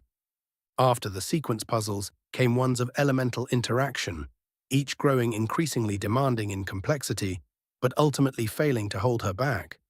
Her education was rather considerable, even if most of it had been crammed. The challenge that came next was one of strategy, where she directed a series of odd-looking automatons to battle another, commanded by a seemingly conscious seeker who kept glaring at her each time she outmaneuvered him without bothering to use all her allotted time. It was an experience, she decided as she brained the seeker and turned him into fine green paste, not before offering him the chance to serve a superior god, a kindness for which she was spat upon. She saw herself getting closer to the once distant summit and stepped into the final chamber, one that mirrored her destination, if only by shape. She dispatched of the Dremora within with utmost speed and searched the whole place, once more taking anything not nailed down, and some things that were, before realizing that it lacked any of the previous gimmicks she had grown familiar with. Only 4 podiums standing tall around a sudden drop were different, and upon further inspection she found that they were carved with murals depicting certain aspects of Mora's iconography. Once more, she searched the area, knocking her hammer into the walls without a care as she sought some kind of secret passage, but failing to do any true damage, as the moment she looked away, the walls would repair themselves. On her third pass, she did notice something, however. A quartet of tomes, ones of the same girth as the black books themselves, and more importantly sized perfectly for the pedestals she had seen. It took her a full third of an hour to convince herself that opening the books was the only way forward. When she realized all they held within were mildly ominous poems pointing at the murals, she saw she nearly ripped the damn things apart. She put them all in their rightful places, and the wall to her relative north distorted, revealing a large staircase that led to her destination, one she did not hesitate to follow. To her surprise, she found that no Dremora waiting for her above, only a large pool of ink surrounding what looked to be a perfect replica of the peak of Mirak's temple. And speaking of Mirak, she looked up and her eyes met the masked man standing on the temple's edge. "We meet face to face at last," his voice echoed perfectly, transferring to just in front of her, "My dear sister." 496, Chapter 112, The Summit of Apocrypha. Minthara fully expected her supposed kinsman to use his advantage position to attack her immediately, which is why his following actions took her a bit by surprise. He rose his right hand, and the pool of ink shuddered, a large staircase ascending from within. The stone it was made of still unnaturally clean and pale, even after who knows how long it was submerged. "Come, join me atop the summit of this place." Mirak's voice reached her again. "I would have us speak before battle is joined." The two dragons begin flying further away, as if to emphasize his offer. She frowned at the lack of immediate hostility. A genuine wish for conversation, a delaying tactic, or an attempt at mind games? She considered, even as she ascended to the temple, or a mix of all three. Valhok had been rather firm in his belief when he said that Mirak was a wordsmith and deceiver when he needed to be, but held his own arrogant sense of honor, even if he would play around it when useful. Likely noticing her thoughts, or simply not being a complete idiot, Mirak's voice echoed from above once again. "You need not fear my betrayal, even if you are wise enough to do so anyway." She held back a scoff, fingers dancing along the handle of her hammer. "We both know how this ends, Mirak." "Do we?" he asked, voice free of Thum as she finished her ascent. "What heinous acts have I committed towards you and yours to deserve such lowly treatment?" She stopped just at the edge of the circular platform, the supposed summit, leaned on her pole hammer and deadpanned, "Really? Don't tell me you are still furious over a few hundred thralls."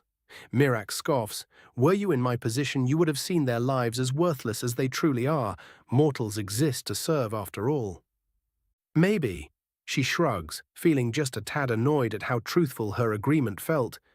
"But unfortunately for you, you simply drew the wrong eyes at the wrong time."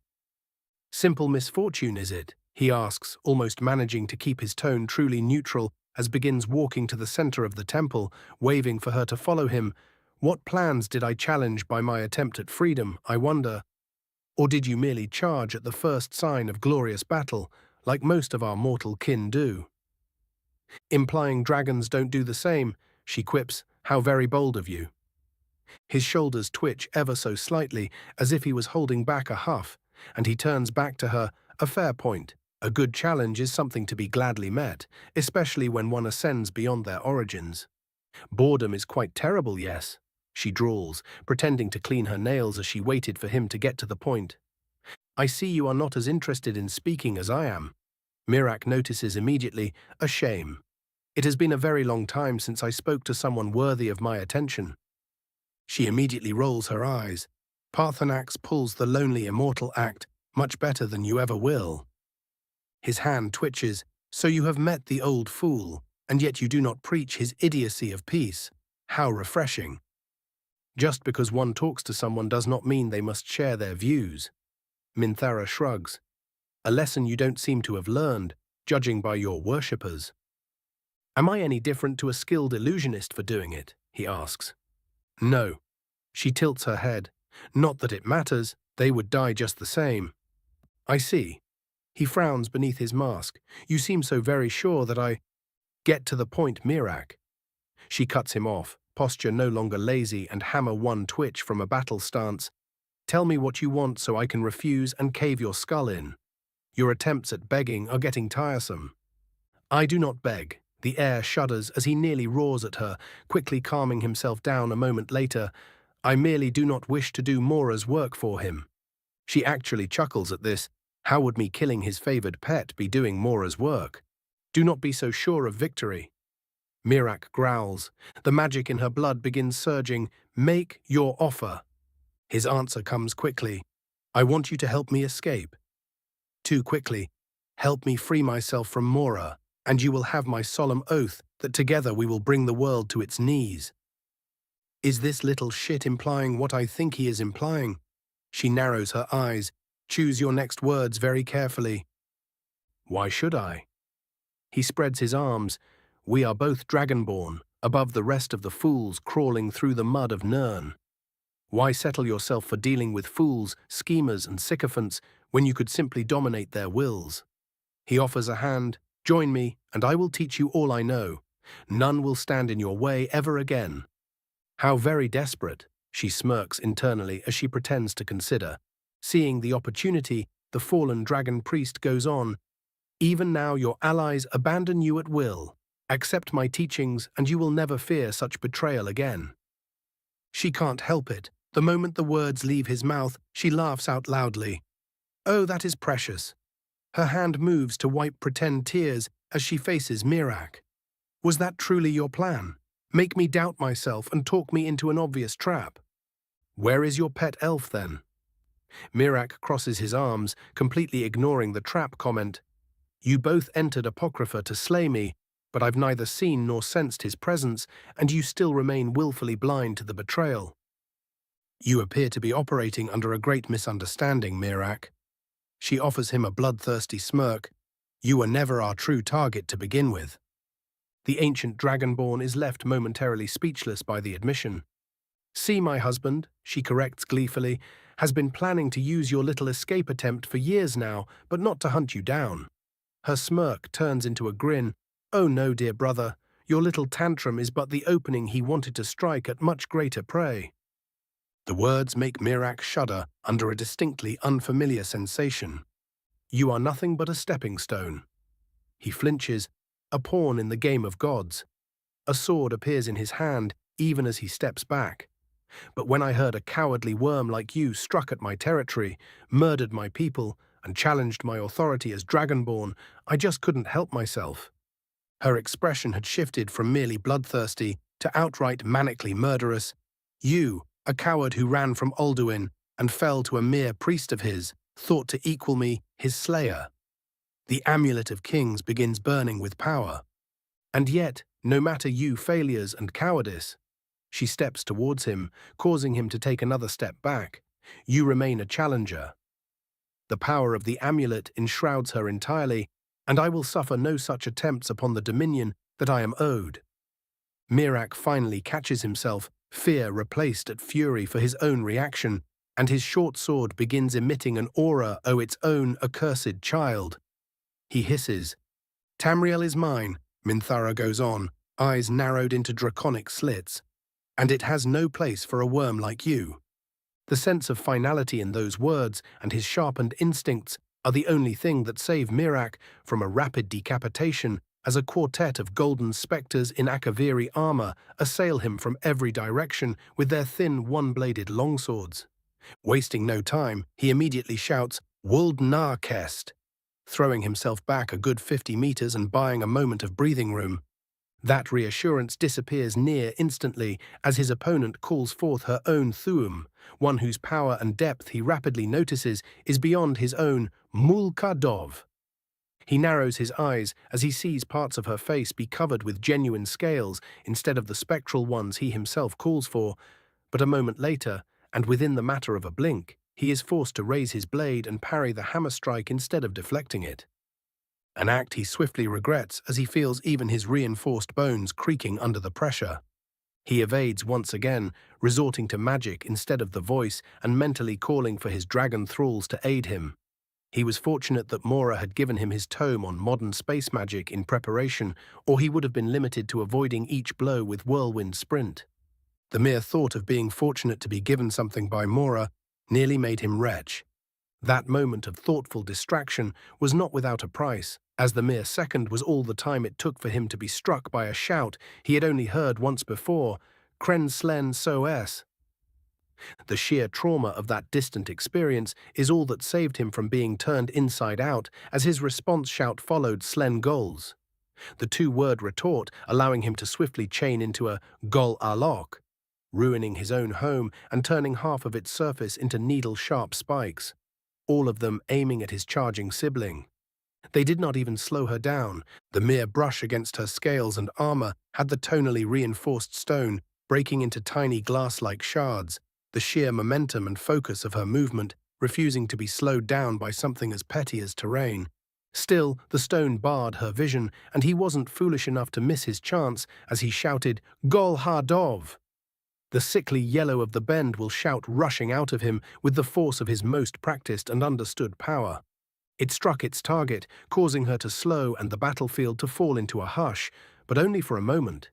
Even before the stones fell, Mirak could feel the fury in the air, swiftly joined by something far greater than even Alduin himself, as a bright golden aura rushed out of his fellow dragonborn. A furious roar sent the stones hurtling in every direction and revealed an apoplectic Minthara. Her eyes met those of Mirak, and she grinned with power-hazed hunger in her eyes. "I am going to break you, and then I am going to consume your pitiful little soul." There was no uncertainty in that promise, a fact that nearly made Mirak flinch, but only for a moment as he rose his hands and activated the trap he had spent the last day preparing, bursting the second layer of his temple, transmuting it into blades of obsidian, and calling them forth in a deadly storm. Thus, having distracted his foe, Mirak rose his hand and commanded his dragons.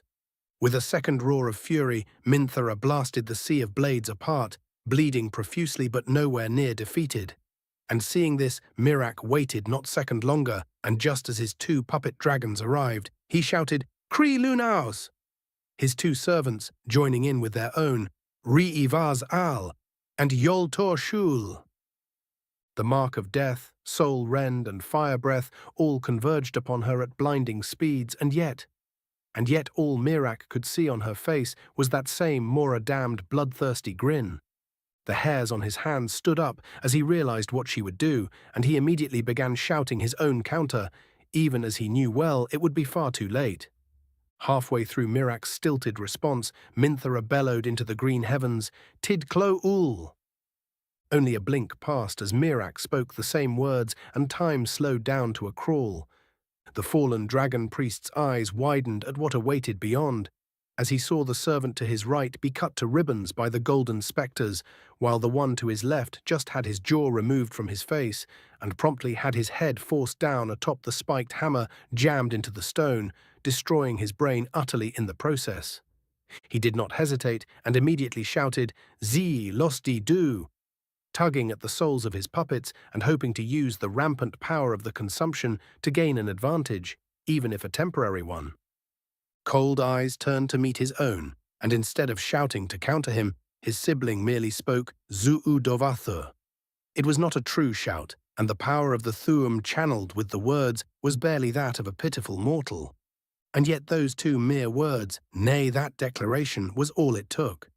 The two enslaved dragon souls stopped in mid-air and swiftly moved before Minthara, their ethereal forms seemingly bowing before her as they were subsumed within the blink of an eye. None of the violence of consumption showing itself as Mirak's enemy instantly incorporated their power and experiences. Mirak understood then that he was facing no mere dragonborn, but a yet-to-be-born dragon god. Even under the power of the slow time shout, Mirak felt his perception of it slowing down, the movement of his sibling blurring in his eyes, even as she simply walked up to him with no rush in her steps. All he managed to do before he was thrown back to the proper time flow was raise his hands, protecting his face from the ensuing gauntleted punch and paying with numerous shattered bones for the privilege. He barely had time to grunt in pain before he looked up to see Minthara, Dovakran already mid-swing and aiming straight for his spine. In the blink of an eye, Mirak's body is launched away with a loud crunch. And yet before she can make good on her promise, Minthara's instincts scream at her and she jumps back, evading a massive spear-like tentacle as it was pushed away by the aura of the Amulet of Kings, saving her from a distinctly unpleasant experience. One look upwards confirmed her suspicion. Hermaeus Mora had arrived. 497, Chapter 1, 113, The War of Apocrypha. General POV before Minthara fought Mirak. Hermaeus Mora floated ominously above and within his forbidden realm of lost knowledge, an act that would warrant no special mention as he had been doing much the same for uncountable years already. If not for the small fact he was not currently shuffling through all the forbidden knowledge he hoarded alongside his menagerie of entrapped mortal souls. Instead, the usually dread-inducing woodland man was currently trying and failing to contain his apocalyptic rage as he battled no less than 5 of his fellow Daedra. Even the pitiful mortal creature that had recently subsumed Sheogorath was throwing its armies at him. Why, if the times were less troubled, he'd be fascinated by how the usual wacky madness of the residents of the Shivering Isles was so efficiently turned into a berserk rage resembling the most brainless of Malakath's favored puppets. He supposed he would just have to capture as many as he could and study them once he had won. And he would win. There was no mistaking that fact. He was absolute within his domain, nearly omnipotent, omniscient, and omnipresent, and limited solely by the volume of his own energies and the attention he was willing to invest into his sprawling realm. And he out of all paid the most attention. This pitiful little tantrum thrown at him by the alliance of fools was nothing more than an annoyance to be dealt with, a petty irritant meant to distract him from keeping his favored pet, which grew less interesting by the minute. One could only entertain themselves with attempts at escape so many times before they all turned dull after all. No, that was but par for the course for him and his brethren. What well and truly infuriated the Keeper of Secrets was not that he was attacked, but that all of it, all of the energy expended and puppets sacrificed, was on the whim of an accursed mortal. Decades and possibly centuries of work, all because a damned mortal asked. Oh, the mortal's star was certainly on the rise, and he may have proven himself an interesting opponent in a few kalpas, but right now that difference was negligible, and the fact his colleagues felt it fitting to aid the creature in fighting him offended him to his core. He would snuff him out, and his allies would learn their lesson well. But first he would have to actually win, no matter how inevitable his triumph would be. His fellow Old One tittered in her usual manner as he proposed a truce and redoubled her attack on his realm, stopping him from simply skewering Akatosh's youngest child as she ascended to Mirak's home. Armies of seekers, lurkers, and his most potent servants, the unknowables, clashed with the combined puppets of the so-called True Tribunal. The weakened hordes of Mehrunes Dagon barely even counting as a distraction, even if the Lord of Destruction's armies were the most damaging of all.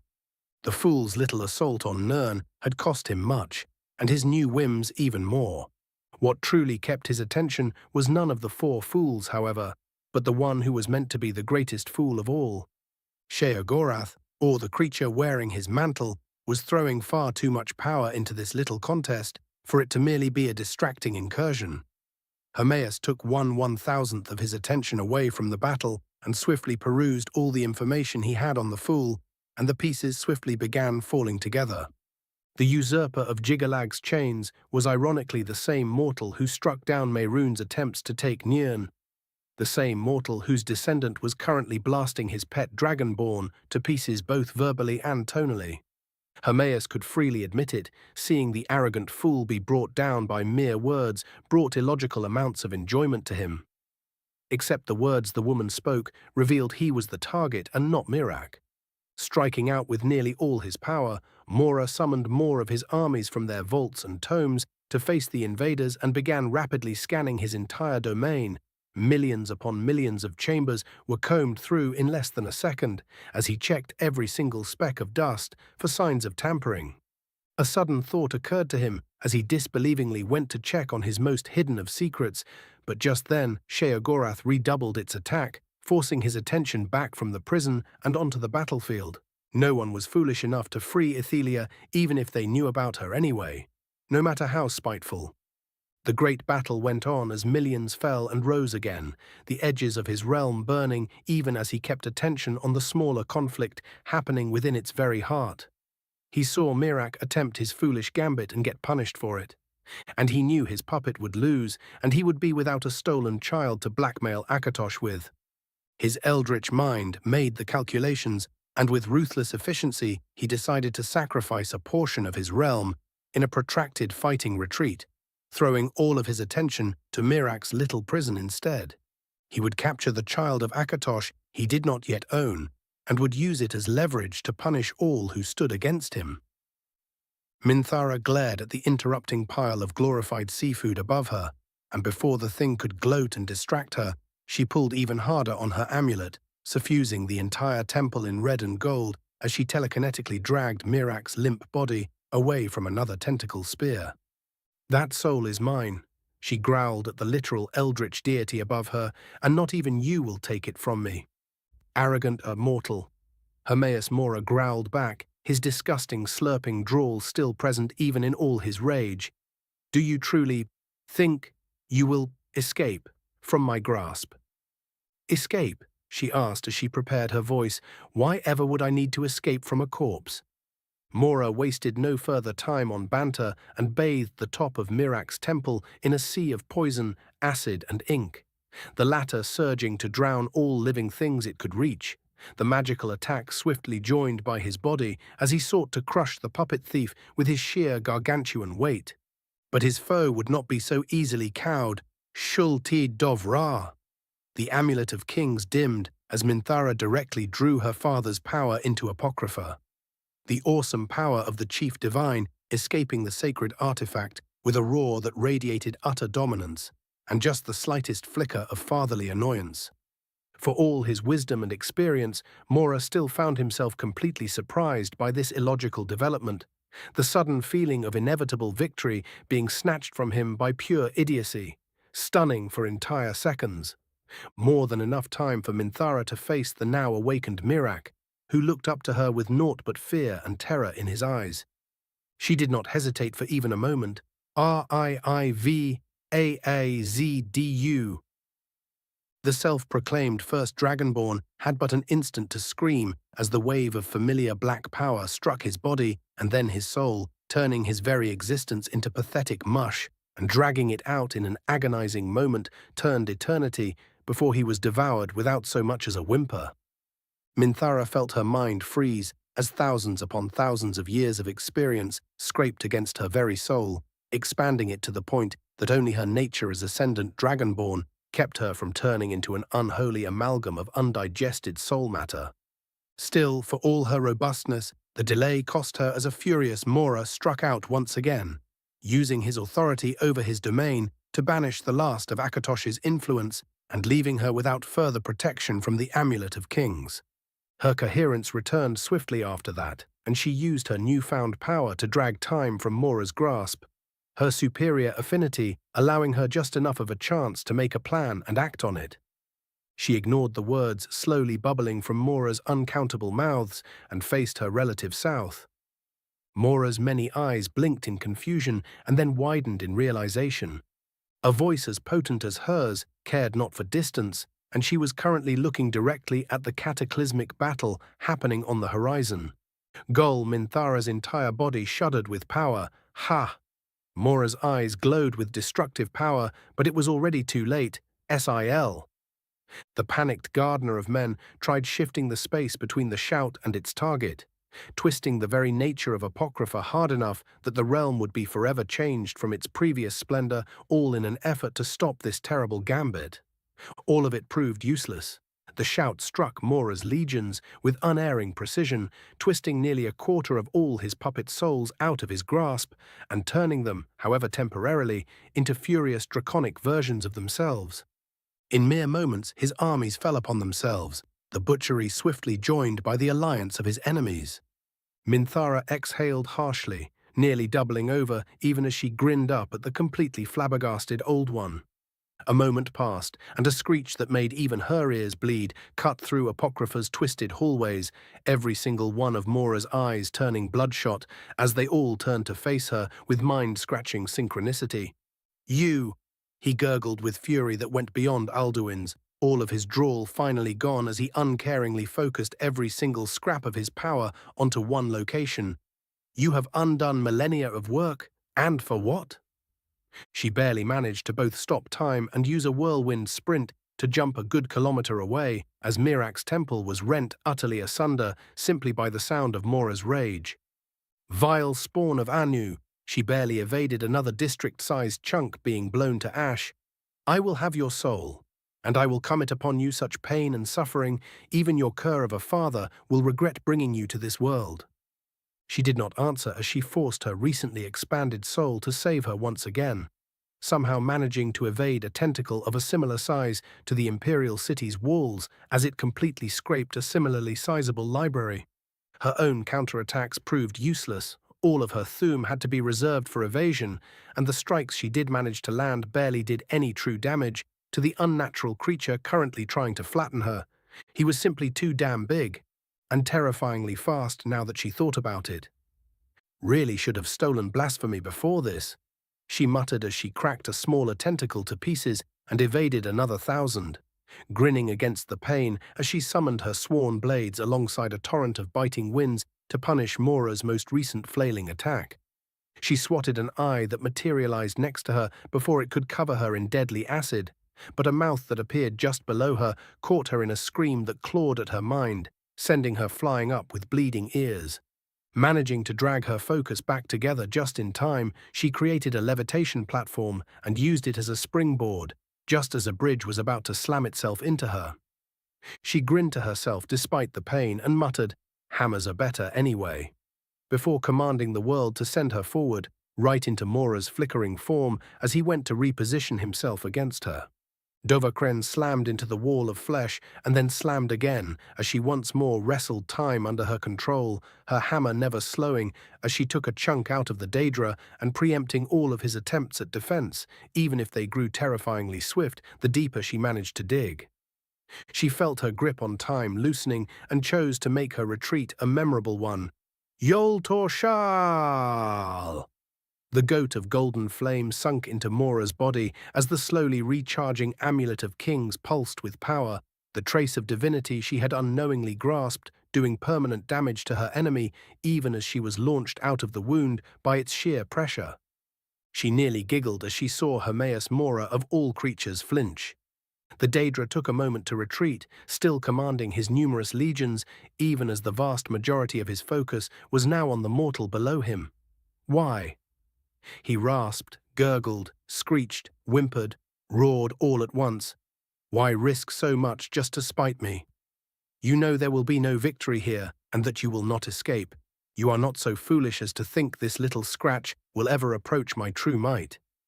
The creature that was Hermaeus Mora was almost as confused as he was furious, even as he prepared some of his most well-hidden powers to utterly remove the upstart below him.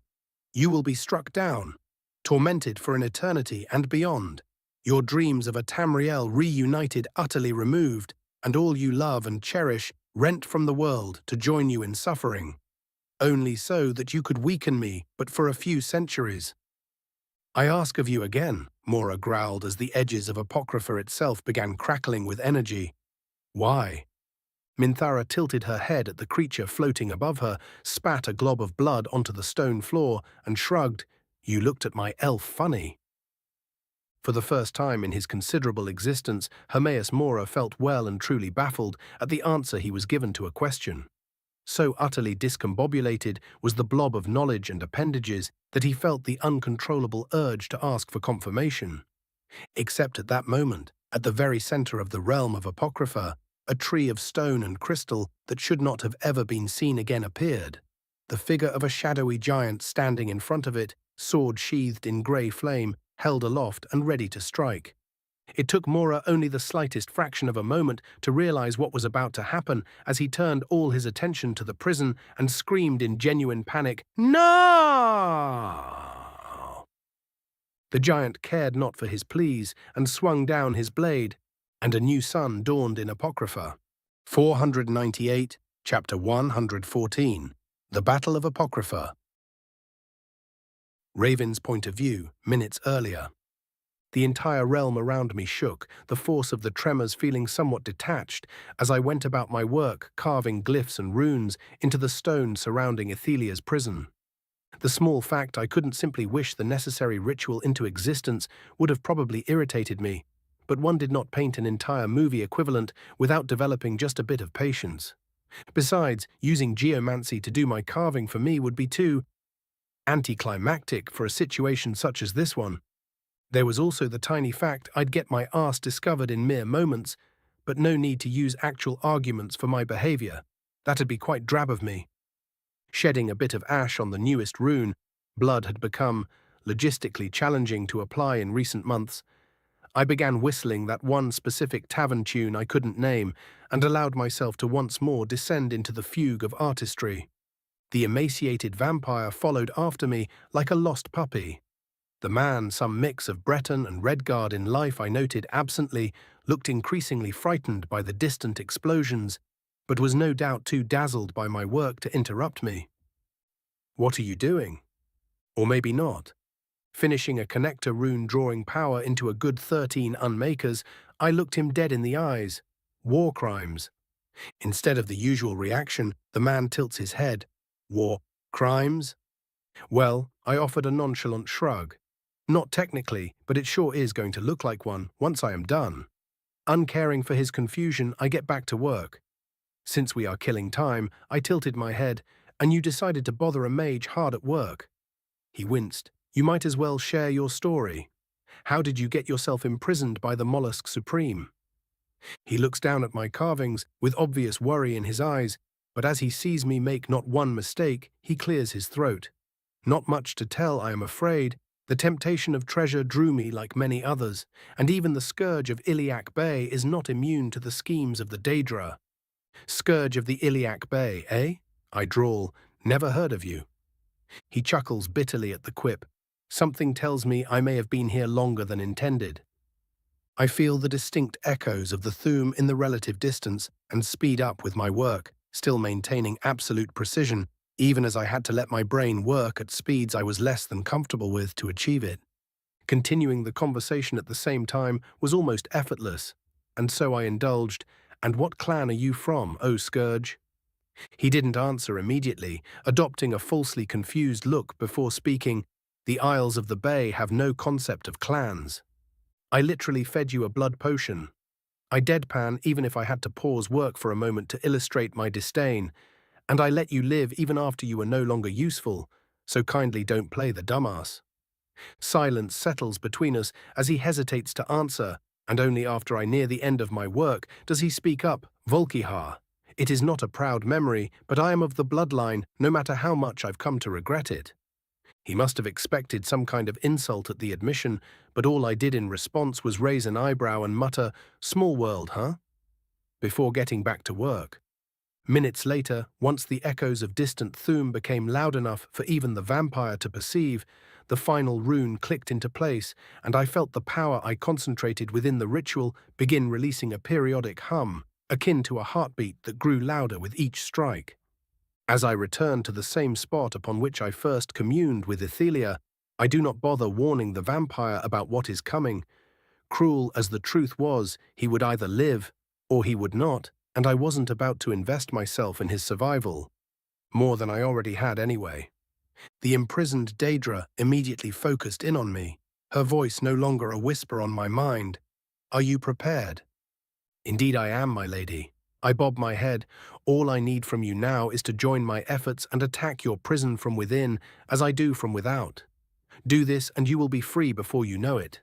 I allow a bit of my divinity to leak out, the strand of grey touching the great carved gate in the metaphysical equivalent of an offered hand. There is but one moment of utter silence as she hesitates, before grabbing onto my power with so much force I felt like I was getting dragged in with her. Not that she could actually fuck me over like that, but the feeling was there. Hearing the Thuum outside grow in excitement, I allow my true form to appear, shedding the facsimile that was my mortal body and growing from a tiny elfling into a giant of ash, shadow and light. My maximum size was something to behold, standing tall enough to look down on the monolithic stone gate carved into the tree and overshadowing the many arches surrounding us. I rose blasphemy, its power thrumming with aedric magica, and felt the connection to Ethelia grab onto it. The sword flawlessly intertwining our powers, even as I felt the alien energies of the Prince of Paths trying to invade me like a ravenous beast. The Daedra, as irritated by my games as she was not so foolish as to fight me and swiftly followed the pattern I formed with the aid of the runic circle, allowing her power to flow through me without rending me apart. The heartbeat of energy greedily drank the fuel we offered and rapidly increased in both speed and intensity. 10 beats passed and the platform began to shake. 20 beats and the structures around us, elaborate arches and grand chambers all, began collapsing on themselves. 30 beats passed and a cacophonous earthquake rent Mora's inner sanctum apart. Finally, the 40th heartbeat came, and I felt the barrier surrounding us burst like an egg under too much pressure, twisting space back into its original configuration faster than even I could reasonably perceive. The entire section of Apocrypha translocated smack dab into the middle of the realm, or as I quickly realized, it would be far more accurate to say that it merely returned to its rightful place. Space in Oblivion was wacky like that. Sadly, my musings would have to wait as something far more important happened alongside our arrival, a delectable noise that was both a curse and blessing to the ears echoing out in a beautiful haunted no.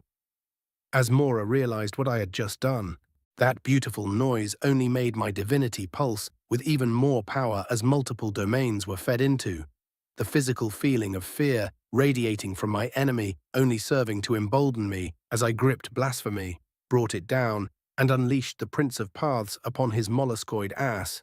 General POV. Hermaeus Mora could only watch uselessly as the prison he had spent centuries crafting and perfecting, his masterpiece meant to induce ego death to its prisoner, fell apart under a grand explosion, unleashing an oddly mushroom-shaped cloud of debris and caustic magica. That it felt both aedric and daedric was something he made sure to take note of, even in his rage. Now focused on the true enemy, he outright ignored Akatosh's opportunistic child as she tried drowning him in even more divine flame, his massive form blurring into his skies as he readied himself for what would no doubt be the berserk assault of a mindless god. When the dust cleared and revealed to him the great crater that now stood in place of the prison, he found not a raging crystalline abomination, but a duo of rather large figures. One was the elf's greater form, the same he had no doubt hoped to hide from Mora, and the other was Ethelia, a very pissed off, practically vibrating with apoplectic rage, but still very coherent Ethelia.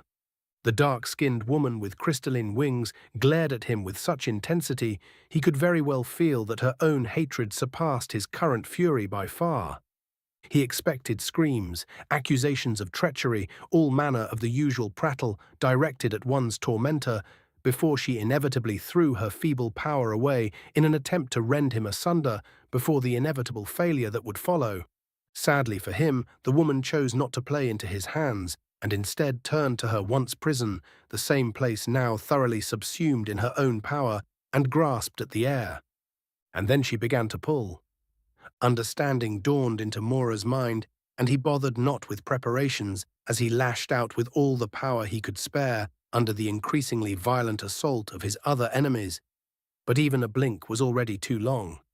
The elf rose its accursed blade once again, and in a wave of grey and gold, the rift Ethelia was trying to open did so nearly on its own, a veritable legion, weakened as it was, of crystalline beasts bursting forth and joining the other invaders of his realm. His attack that should have taken the grasper of fate apart also failed as the weakened Daedra was violently kicked aside by the elf, the wave of corruptive destruction searing through thousands of her crystalline insects that were swiftly replaced as the portal widened further.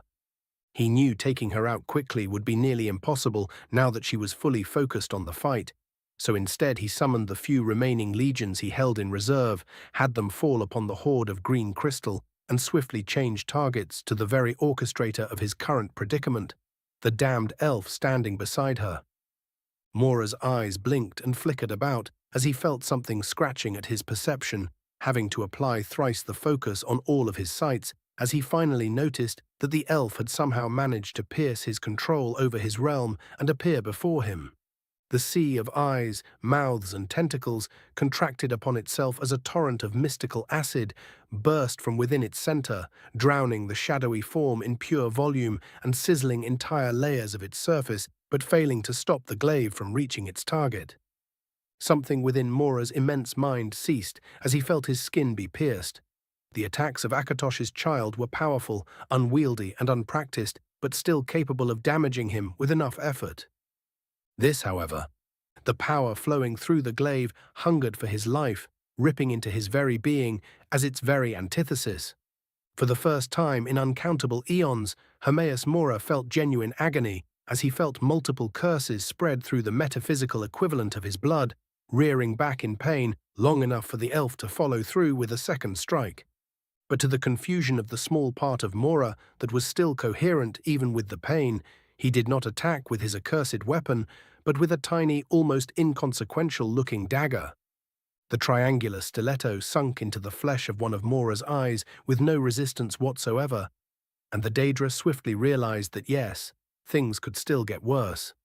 His mind completely blanked, and his power lashed out like a wounded beast, shaking Apocrypha to its core as he tried to throw his attacker off. Raven's point of view.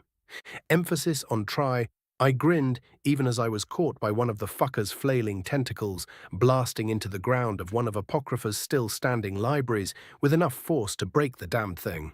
The moment my back hit the ground, I teleported away, escaping a wave of corrosive magic so potent it quite literally melted through the ashes of Red Mountain that made up my true form. Stung like a bitch, too. Mora's rampant attempts to swat me like a fly did not stop after the first one. His partial omniscience allowing him to know my exact location so long as I drew upon the smallest fragment of my power, or so long as I had traces of his own stuck to my face. And I wouldn't be getting rid of his own curse for a while yet. Escaping the sight of yet another shattered library, I appeared right next to Minthara just as she was about to be crushed by another far too large appendage, teleporting the both of us away without slowing down just before the trap was sprung and the entire area was shattered by a pure psychic wail. Her eyes brightened with genuine excitement as she saw me, swiftly replaced by confusion at my current form as she visibly forced her questions down and allowed me to drag her with me and yeet us both upwards, directly above the still raging Mora. His faculties returned far too quickly for my gambit to work, however, and I was forced to once more burrow through his dominion over space as the spot we were previously in simply disappeared, and was then replaced by a small flock of very disturbing-looking Daedroths. Tentacle wings were not a grand fashion statement, I can tell you that. Sadly, for my current survival strategy, dragging someone through so many spatial jumps was not an easy act, even in the best of circumstances, and I swiftly began feeling my magicka draining away as I couldn't simply absorb the power of the environment like I would on Nirn. Mora may have gotten startled by my first attack, but he was already back to using his most powerful weapon, that being his brain, and was not about to let me close in without making it cost far too much. But killing him on my own was never the point of all this, now was it? Hermaeus, a voice filled with enough vitriol to fill a sea, whipped through Apocrypha. The mediocre mollusk rounded all his attention back towards the rift to Miramor, Ethelia's realm, but not before overpowering my divinity and locking us both in space, swinging out with one of his larger appendages and deploying a small army below us just for good measure. Minthara barely managed a TIID before the blow landed. General point of view. Hermaeus Mora ignored the pain in his limb as it was shredded to pieces, what remained sending the two lesser immortals sprawling into the distant grasp of his puppets. Their true deaths would buy him the seconds necessary. He turned the majority of his gaze to his old foe, finding Ethelia garbed in full crystalline armor and with a great spear in her hands, currently holding a twitching unknowable atop it. His numerous eyes narrowed at the hatred in her gaze, as if it would somehow allow the fool to defeat him where she failed so many times before. Fate was his to command, and no usurper would be allowed to claim the title, no matter how much they were willing to compromise their own abilities over it. Without bothering to answer her idiotic challenge, millions of eyes combined into one, and with a gurgling roar, he unleashed a lance of corrosive power at her, channeling enough energies through it to disintegrate her on the spot. Except the instant direct attack that struck at the speed of light missed. Parts of Athelia's skin cracked as Mora felt her domain take over for but a second, the Prince of Paths not faltering even as she felt her being rearing back at the pain. She flew high into the sickly green skies and called for her own answer to his blow. Thousands upon thousands of crystalline shards formed around her, her own Daedric aura locally overpowering Mora's as she pointed at him with hatred in her eyes. Even if he knew he would not be able to evade, Hermaeus still did his utmost to do so, forcing Athelia to overdraw on her domain far beyond her current means, as he felt his massive form be pelted with numerous cursed bolts. A small part of his mind, not currently focused on vengeance, noted how the elf's ability to wound him still surpassed a fellow Daedra's by a massive margin, even if he attributed it to Athelia's weakness. Still, he had shared his domain for long enough, and once more he struck out with his power, grasping both space and time and locking Athelia in place, intent on ending her now that he knew he would never be capable of fully usurping her. One beam of baleful light was joined by dozens of others, but once more every single one of them failed to connect, as Athelia just happened to be hit by a flying Daedroth, one not locked by Mora's power and simmering with the elf's cursed aura as it was launched away by the voice. With a pained groan, Athelia sent herself flying higher and higher, evading one last attack before she appeared just above Mora, who was growing more frantic with each passing second. He went to speak, but she too would not allow herself to be distracted, channeling her more mundane capabilities as she descended upon him with spear in hand. Another crack spread along her arm. Mora went to strike her down, but he was struck from the side, the shout of "Shulkun Ronaz!" echoing gloriously as each and every one of his eyes was momentarily blinded, the arrow of sunlight paradoxically failing to so much as scratch him as it circled him from all sides at once. But it did not need to do so in the first place, as Athelia finally reached him, her spear completely ignoring the layered tentacles he tried interposing between them as she somehow found the exact center of his mass and unleashed an explosion of crystalline spikes. The vein-like attack burrowed deep into Mora's flesh, destroying much of his physical form even as he struck at Athelia, removing one of her arms and wings before he finally managed to throw her away and rip out her weapon, ravaging himself further as he pulled at his own flesh. Like so many years ago, your flailing fails to achieve anything. Mora growled as he punted the child of Akatosh, making the attack purposefully harmless so her instincts wouldn't warn her. He glared down at Athelia's battered form, but do not fear, usurper of fate, for you will not be imprisoned again. The wounded Daedra looked distinctly unworried about his threat, and merely smiled serenely as he prepared to rend her asunder. Except he saw one more crack spread across her form, her left eye dimming as she forced more power than she could manage while so weakened. Seeing no attack coming at him, Mora focused on the rest of the battlefield, the warning her nonchalance gave far more than sufficient to tip him off. Except, of course, that this was exactly what his foe was counting on. Momentarily distracted, Mora noticed Athelia, or no, something behind Athelia, glowing far too brightly. He blinked his eyes rapidly and glared at her, revealing a familiar form standing behind her like a mischievous infant. But it was not the person standing behind her that made Mora worried, but the weapon he held. Anu's aura at full display surging through a vaguely familiar bow. Azura's trinket siphoning power into the glowing arrow knocked at its string, and a very familiar dagger currently aimed straight at Mora's center. And to make things even worse, the feeling around the El Nofei carried the distinct aura of Magnus, making the creature that was meant to be inconsequential feel like a small star instead.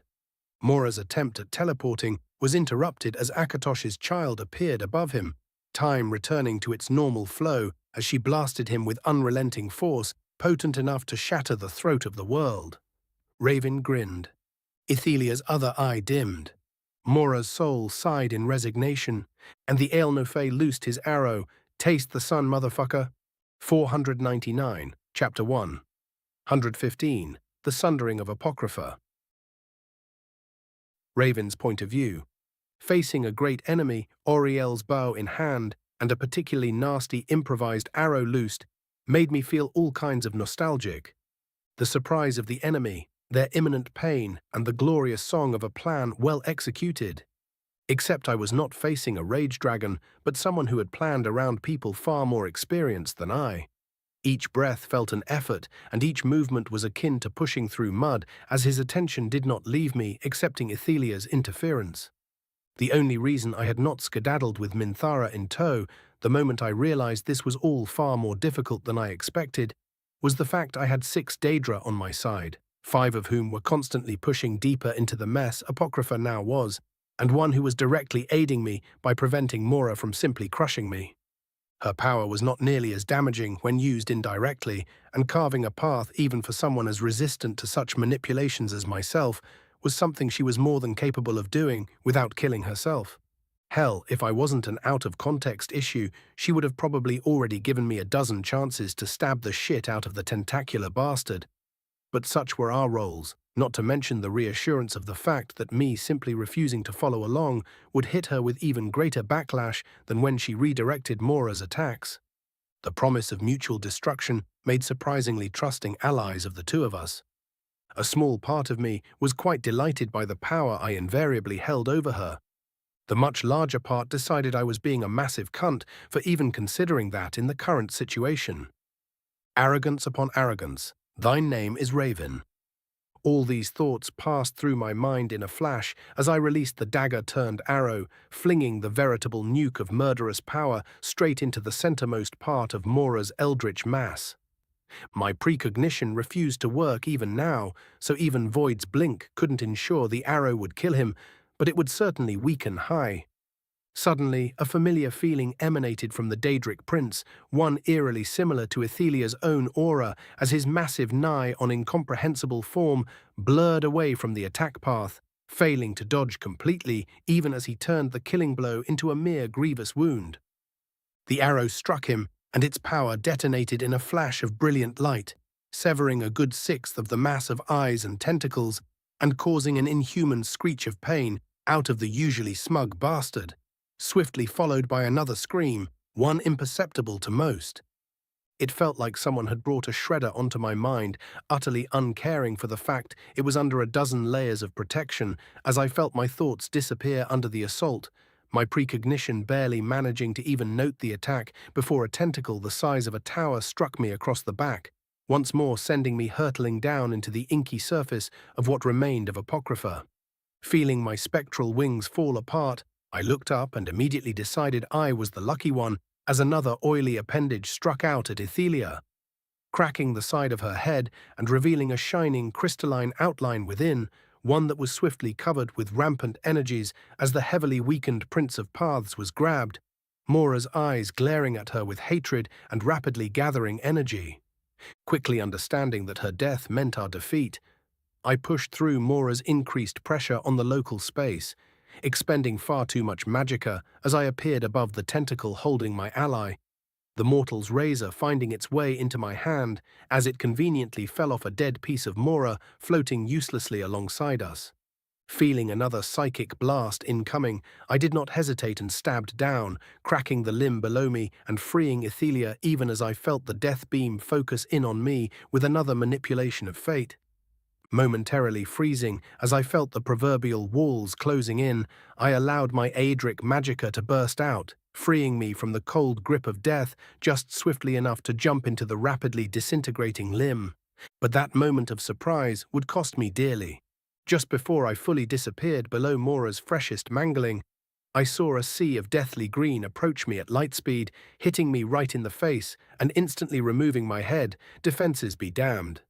My true form shrunk back to my mortal body, my crown serving as a barely workable stopgap between me staying in the fight and immediate and absolute defeat, All the while my soul curled up on itself, an instinct more primal than that of survival nearly making me shut down as I unconsciously grabbed at my shroud, thankful for its presence. Had it not been there, that one glare would have been the end of me. Sadly, the master of Apocrypha was not quite so sporting as to let me think things over.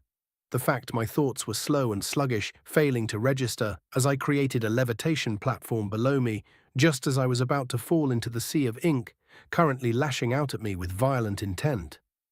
By the time I realized what was happening, 10 seconds had already passed, and my precognition failed to warn me as the space I was occupying simply twisted in on itself. Shit. General point of view. Hermaeus Mora held back a bout of pained, triumphant laughter as he saw his enemy be shredded into pieces, his recently engorged paranoia making him narrow unnumbered eyes into a glare as he saw one of Mephalah's legions pierce his defenses and rush to where he could just barely still feel the presence of the lesser divine soul of the elf. He growled, gurgled, and once more grasped the space below him, ignoring Athelia's blind assault and swatting her away once again as he forced his gaze to look deeper and finally found what he was looking for. The exact reason his role was the most important of all his fellow Daedra. He grabbed onto the tiniest particles known to him and twisted. Even as many of his eyes were permanently blinded by the ensuing detonation, he refused to look away for even a second. He would have to find out why massive explosions tended to be mushroom-shaped later. Now he had fools to end. Minthara Septim stared at the explosion of light, utterly uncaring about pain, even as she felt her reinforced eyes barely resisting the glaring swirl of colors and nearly dropping Athelia's twitching body as she felt the shockwave try and topple her. Absently, she kicked a sneaking lurker in half and cut apart a couple dozen seekers approaching her with blades of air, never once looking away from the scene of destruction. That bastard probably has a plan in reserve anyway. He is too lazy to actually die. She reassured herself, feeling distinctly emotionless as she simply dismissed what was going on in front of her and narrowed her eyes at her gloating enemy. "You have any idea how to deal with him?" she asked the useless pile of glass in her grasp. Athelia twitched, and Minthara felt her power flow for a moment before the body straightened and began levitating next to her. "How damaged is he?" the freed Daedra asked. Multiple rents crossed the floating mass of horrors, 4 large wounds dominating the sight as it bled rivers of ink into the seas below. It was obviously heavily wounded, but nowhere near defeated, and Minthara quickly relayed this to her ally of opportunity. "We must grind him down before striking." Athelia spoke, her power just enough to hide the two of them, as Mora focused on ending her legions and destroying her way home. Feeling distinctly unimpressed, the future empress scoffed. "And how do you plan on doing that?" she drawled sarcastically. Athelia's flickering eyes turned to face her. "Whatever made you think we would be the ones to do it?" And as if prophesied, the legions of the 5 Daedra on their side finally broke through Mora's defenses. Thousands upon thousands of Dremora of all kinds and forms, bursting through the faltering lines of seeker abominations with fanatical glee in their eyes and irritatingly repetitive taunts on their lips. The few puppets of Mora still standing rushed to aid their master, even as the quintet, or quartet as Mephalah was currently far too focused on something else, began manifesting their direct powers through their followers. The strikes of the Dremora became far more proficient and destructive as they targeted both Mora and his own armies, their spells bombarding the great mass of bleeding tentacles, and the space of the realm turning distinctly funny and being thoroughly ripped from Mora's control. Minthara nearly began pacing as she allowed half of her focus to fall on the still shuddering tower of ash still hovering above Raven's last location, but just before she could begin overthinking things, Athelia's voice dragged her back. "Now!" The slowly healing Prince of Paths barked, "Strike hard and strike fast." She did not need to be told twice.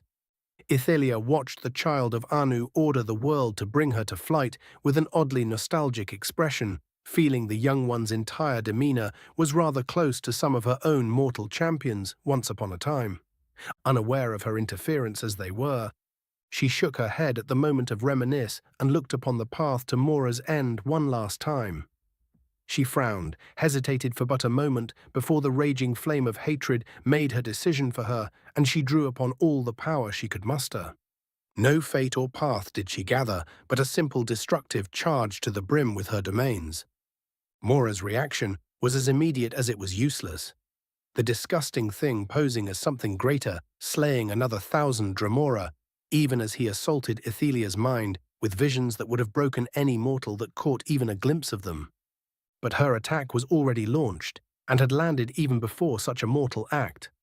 The prince, imprisoned or eons and denied freedom at the last moment, simply smiled as she felt herself be struck down by yet another grand explosion of light, failing to so much as twitch in reaction as her spear passed through Mora without a hint of resistance, and opened the many paths the woodland man had stitched close within himself. For why else would a creature so proud keep a form so vile if not to contain that which was not his by right? Ethelia was, after all, but the last in a very long line of those who drew the eyes of the Old One. And what she knew to be her final thoughts assured, she would be the last.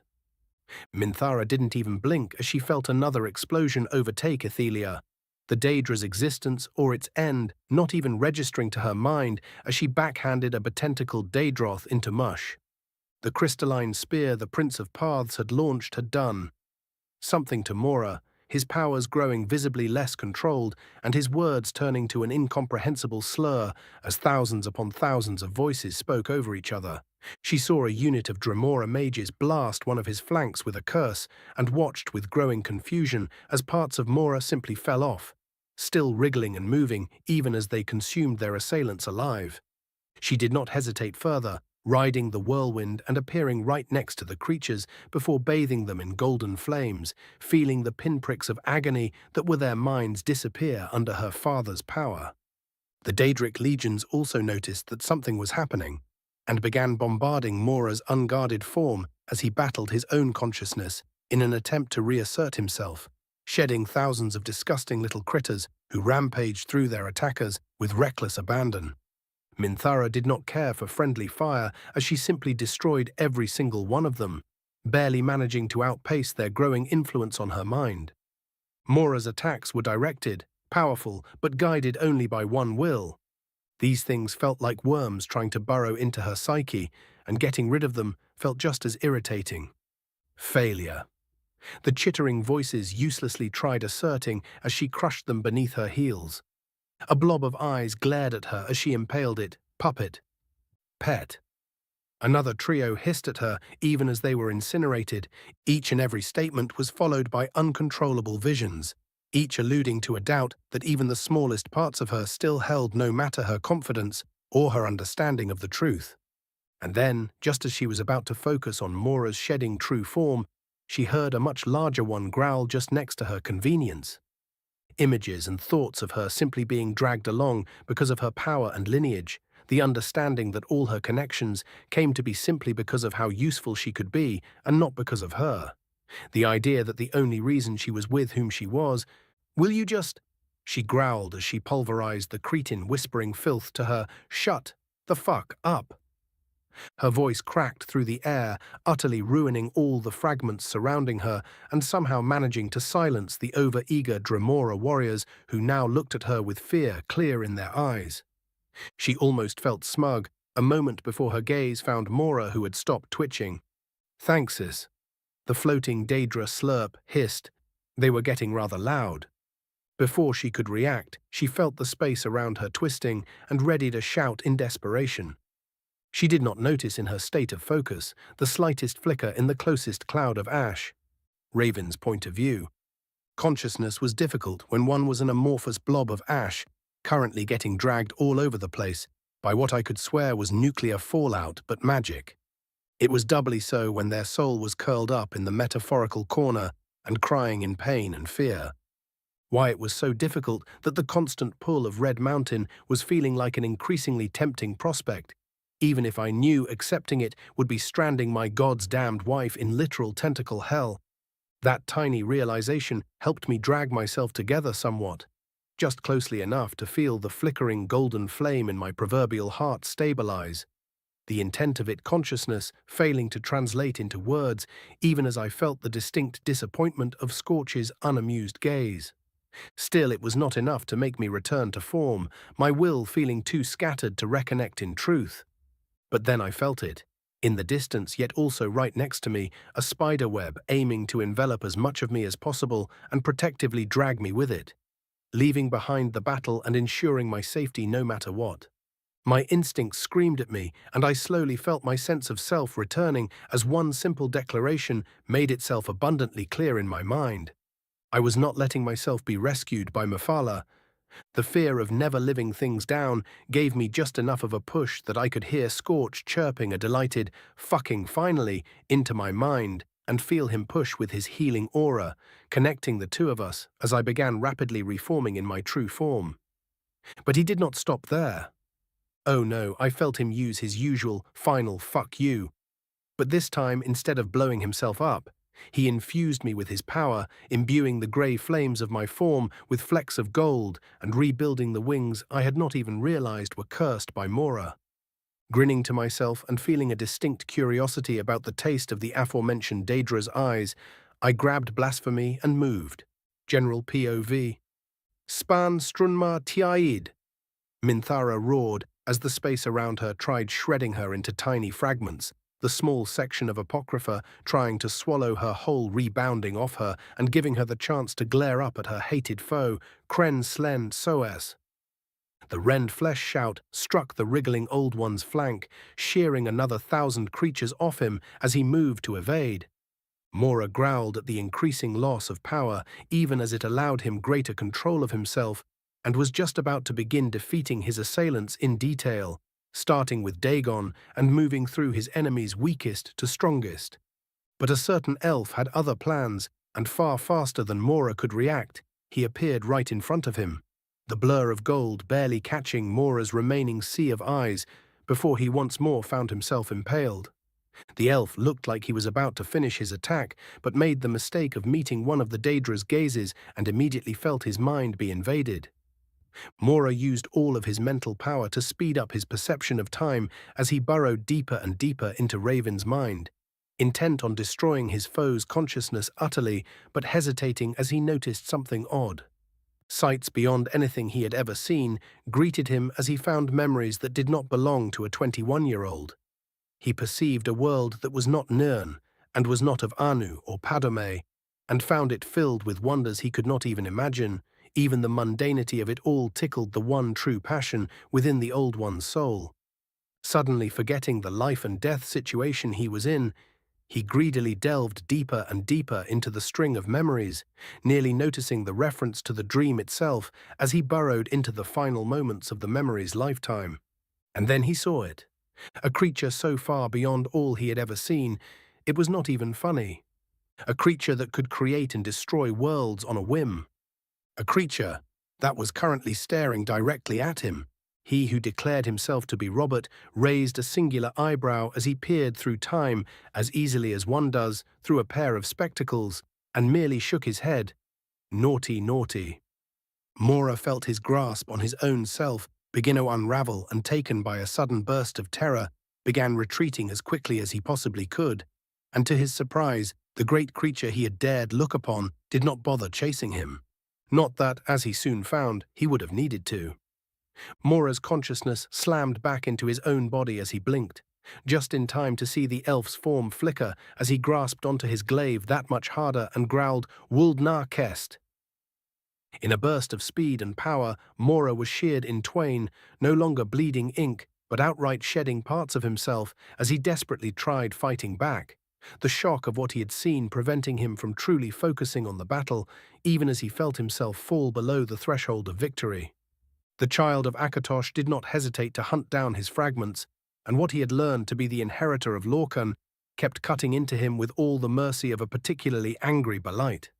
Soon Mora could barely feel his own sense of self as he tried one last pitiful time to blast the elf apart, only to be avoided by a careless teleport and feel the agony of yet another cut upon his remaining flesh. And then, blissfully, he felt the last pieces of himself fall apart, drawing his consciousness in all directions, even as his ego still remained. He decided then to flee, preserve at least a fragment of his being, and grow in power once again. But the elf pursued him with a newfound doggedness, and Mora swiftly realized that he had seen something he really shouldn't have. The last thing he saw as he desperately commanded his realm to collapse upon itself was the elf raising his dagger and a sea of cursed blades rushing after every single one of his fragments. And then, blissful oblivion. General POV, above a now cooling pool of ink that seemed to know neither beginning nor end, a grey-skinned figure floated with a thoughtful look on her face. The moment Apocrypha was brought low, Mephala's memories of Ethelia had returned, and she understood implicitly the threat she represented now that the only other Daedra capable of manipulating fate had been ripped apart by her and her allies. The aspect of forbidden knowledge was rather delicious, she would have to admit, even if eating the fragment of her fellow Old One was not what she expected this Kalpa. Oh well, he played the game and won the prize. Who was she to contest that fact? She looked down into the pool of ink and considered, scrying the events of the past few hours while tracking her blessing's way. Suddenly she stilled, her smirk turning brittle as she observed Raven's meeting with Ethelia.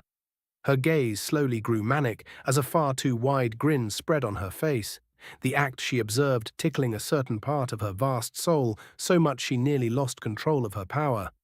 Oh, you are a gift that just keeps on giving. She purred hungrily before forcing it all down and returning her expression to a placid and satisfied smirk. She looked down once again and nodded. It would be such a waste to simply remove her now. She tilted her head and grabbed something under the ink. I am sure dear Azura will understand. Mephala pulled, and out of the sea of ink came the broken but living form of Ethelia. The web-weaver's expression grew hungry once more as she whispered, "Oh, you and I are going to have so much fun together." 500, Chapter 1, 116, Apocryphal Aftershocks. Raven's point of view. I burst through the portal to Apocrypha, a fuming Minthara and a freshly nuggeted vampire who somehow survived in my hands. I didn't even bother looking back before I slammed my foot into the edge of the portal and collapsed it, stopping the wave of inky destruction from following us outside. As I slowly let my fuming wife stand, I was taken by a profound sense déjà vu. It took me exactly 1 nanosecond to decide upon the wisest course of action. Yup, I am not dealing with that right now. Nodding to myself for my endless wisdom, I was just about to attempt to put my plan into motion and redirect the conversation when Savos, the traitor, cleared his throat and spoke, Raven. All too happy to turn away from my ensuing doom, I faced him what? My voice coming out as an irritable rasp, even as I tried to control it. His eyes flickered across me as he once more cleared his throat. You appear to be flaking? I looked down, and lo and behold, I was indeed shedding bits of ash, and so I do. Feeling another tug from my distant mountain phylactery, I forced myself to look up, my hand subtly channeling restoration magic throughout my entire body. I will be fine. He narrowed his eyes, rather obviously not all that reassured, but still slowly nodded. If you say so. Oh, enough of that. If he says he is fine, then he is fine. The grouchy voice of Neloth cut him off as he walked over to me, his posture holding a hint of aggression. What we really should be asking is what happened to make you destroy the portal to Apocrypha. Even in my current state, I could practically taste the fury hiding behind the old fart's usual mask of disdain. Awfully nice of you to show your concern for your sovereign's health, Master Neloth. I drawled the title mockingly, and he scoffs.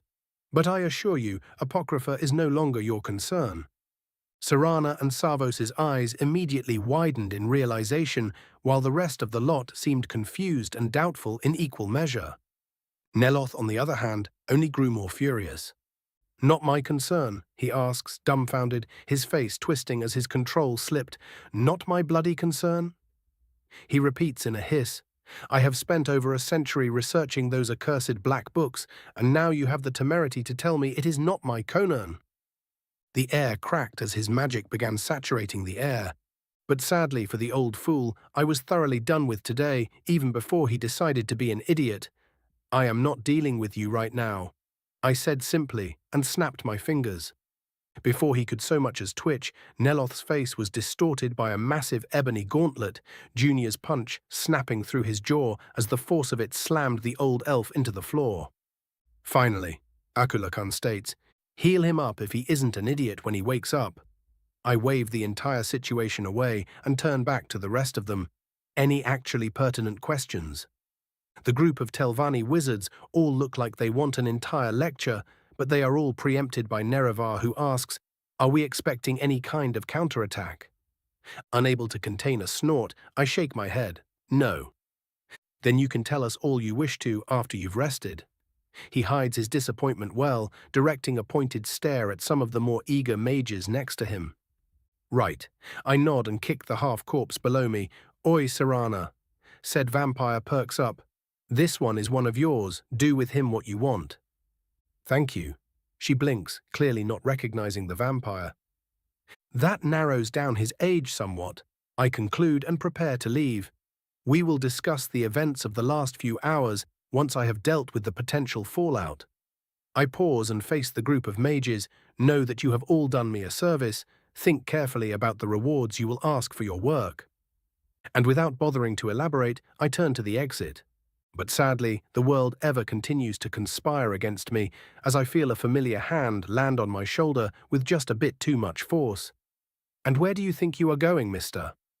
The false cheer in Minthara's voice nearly makes me jolt in place. "To contact my Daedric friends and ensure everything is in order, of course," I respond without turning around. "Can't be leaving things to chance." "What you can't be doing," she cuts me off coldly, "is playing the tough guy while literally falling apart in front of everyone."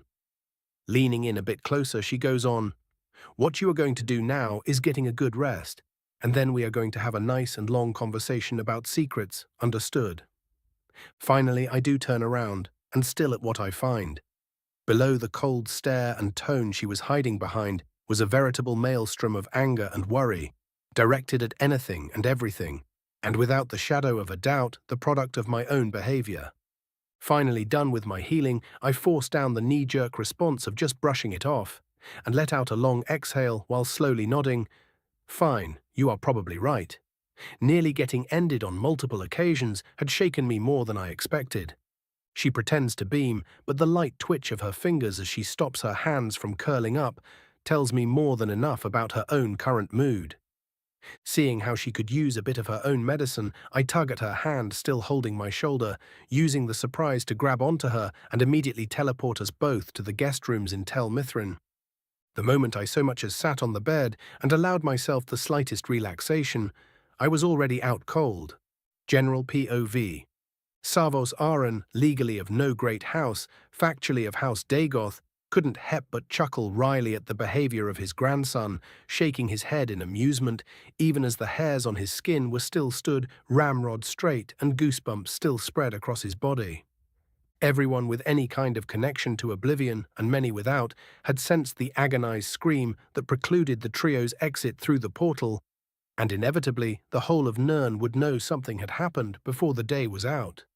He and the rest of the task force, as Raven had named them, had the distinct pleasure of hearing and seeing much, much more than the rest of the world would ever find out. "So," Marwyn broke the silence they were left in, "are we all going to pretend they didn't just come back from murdering a Daedric prince and go on with our days, or—" As if to enunciate his words, the ashes that fell off of Raven's body disappear as if they were never there. Instead of outrage, the words merely caused those unused to Raven's modus operandi to grow thoughtful, holding within them just enough doubt not to immediately decry the statement as the lunacy it would usually be. As they all considered the idea, Savos turned to Varlok, hoping to glean something from the ancient man. Sadly, the floating dragon priest seemed perfectly content to listen in, showing nothing as he remained utterly still in his dark corner. As much as I respect our Hortatar and his spouse, Vels Carvani spoke up carefully, I find the idea he slew Hermaeus Mora of all creatures to be difficult to believe. "And why not?" Marwyn asked, seemingly entertained by the idea. "Both of them are already godslayers, are they not?" Carvani blinked. "Well, yes, but Mora is not the devourer of the world. Marwyn rose a skeletal finger, but a creature focused with gathering secrets instead of combat power. Bringing him down seems much more plausible than killing Alduin of all things. The masked helm of Nerevar turns to the Lich as the Ancient One snorts, saying that in a room full of mages doesn't have nearly the same effect as you seem to think it does. Fair, the undead nods, but the thought does raise some interesting questions, does it not? Even so, an old Telvanni lady wearing robes Savos dearly hoped were not actually made from bronze. Argon Leather spoke up, "We will not find out the truth by speculating like children." She gives Marwyn a pointed look, letting him know his undeath did not fool her for a second. What we do know is that they entered Apocrypha with the intent of bringing down Mirac, caused all manner of ruckus, and emerged victorious. If they have achieved more than that, we will either be told or we will find out when the rest of the world does. Annoyed at his shit-stirring being interrupted, Marwyn went to speak again, but the conversation was suddenly interrupted by a scream of pain that drew all of them to the twitching form of Neloth, eyes wide awake and shot with blood, and jaw still very much not attached to the rest of his face. "Oh," Savos reached for his belt, "we forgot to heal him." Outside of everyone's sight, Akulakan patted the satchel hanging off his side. Whoops. The automaton thought, fooling no one. Raven's point of view. As it had been for months now, my consciousness returns to me in an instant, dreamless sleep transitioning into full lucidity with no delay. Most of my ability to focus was back, even if I felt I could still sleep for a good full day before I was back to full strength. The reason for my premature awakening? A series of merciless pokes directed at my cheek. "Really?" I deadpan. "Couldn't sleep." My assailant mumbles and pokes me harder. If only someone knew why that is.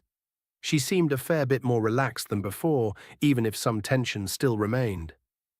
Sighing, I roll to my side and flick the offending finger away before it can poke me in the eye. For an awkward moment, I considered attempting to justify myself to her, but paused as I realized that would just be more avoidance, and avoidance was not what was needed right now. And so instead, I simply closed my eyes and said sorry. "Sorry?" she prompts, voice still edged with frustration. Once again, I let out a sigh. "Sorry for being a cunt and hiding the fact I could survive, even if the fucker killed me. I should have told you in advance. At least you know when you are." She pauses and immediately sits up. "Hold on a second. What was that about surviving being killed?" Chuckling to myself, I snap my fingers, teleporting out of the bed and stretching before summoning a steaming cup of coffee and sitting on a nearby armchair. Seeing me waiting for her to do the same, Minthara pouts, "But I am comfy." And so was I smirk, until someone decided to interrupt my beauty sleep. She grumbles a lot, but inevitably gives in, and soon we are both seated, an expectant look on her face and a mildly reluctant one on mine. "So?" she asks. "Where to begin?" I mutter and immediately see her perking up. "Don't you dare, that is my shtick." "Don't worry, you can keep your stupid jokes." She leans over and pats my head condescendingly before her eyes sharpen. "But do start talking before I start taking my revenge." And so I do, extensively. Almost a full hour later, Minthara slumps back into her seat, a thoughtful look on her face. "El no fe, huh?" She gives me a look I couldn't quite identify. Looks like both of us aren't what we used to be anymore. "A dragon and an earthbone before it earthboned," I quipped. "What a pair we make." She fails to hold back a snort, glaring at me as I chuckled. Anyway, I turn a bit more serious. The reason I wasn't so eager to talk about it was that I didn't want to rely on the fact I can't die unless some very specific conditions are met. It was an ace up my sleeve, and one I decided to pull once I realized Mora was more powerful than I expected. I pause and frown. Or I hoped he would be. I assure you it wasn't some sick trick of mine. "Not this time, eh?" She narrows her eyes. "Harsh," I note and face her fully. "But yes, I did not plan on using my death to manipulate you or play with your feelings. It was simply me acting in the moment. The fight with Mora lasted barely 10 minutes, and that didn't leave us with much time for maneuvering." She stares at me searchingly for a long while before slowly nodding. "Good." She mutters and repeats more firmly, "Good, if you had done that again, I—" She shakes her head. I would not have taken it well. That's fair. I nod. And as if a switch had been flipped, she stands up from her seat and moves in front of me, leaning forward and gripping my shoulders in a manner that felt almost desperate. I know you elves are slow with everything, she mutters as I draw her in for a hug. But I am not like that. All right. I frown. I love you, she says bluntly, staring me dead in the eyes. More than anything, and the thought of you dying is not something I will tolerate. Blinking, I go to respond. I dash. But she places a finger on my lips. Don't force yourself. She chuckles bitterly. I know I moved things too quickly for you, so just wait until it feels right, okay? Her smile looked distinctly fragile at that moment, and I knew then and there that if I didn't listen to what she said, her confidence would need some serious recovery. All right. I nod and draw her closer. Sorry about everything. She snuggles in and snorts as if I wasn't already used to it. Does this mean I am forgiven? I ask cheekily and with absolutely zero hesitation. She huffs, but I see the corner of her mouth twitch. This time. She still practically radiated her frustration, but would be more than able to deal with it since she did no wrong herself, and was more than used to the rigors of battle and its aftermaths. Admitting my faults seemed to be just enough for her to not get dramatic over this, and by Dagoth there must be something in those dragon souls, because if it were any other woman, I would be getting shouted to pieces both literally and metaphorically by now. Bullet dodged. Your benevolence shall be remembered, my dear. I offer an elaborate bow even as I was seated. All she does in response is look down her nose at me. Thus, saved from a fate worse than death, I focus on something that had been on my mind ever since the battle ended.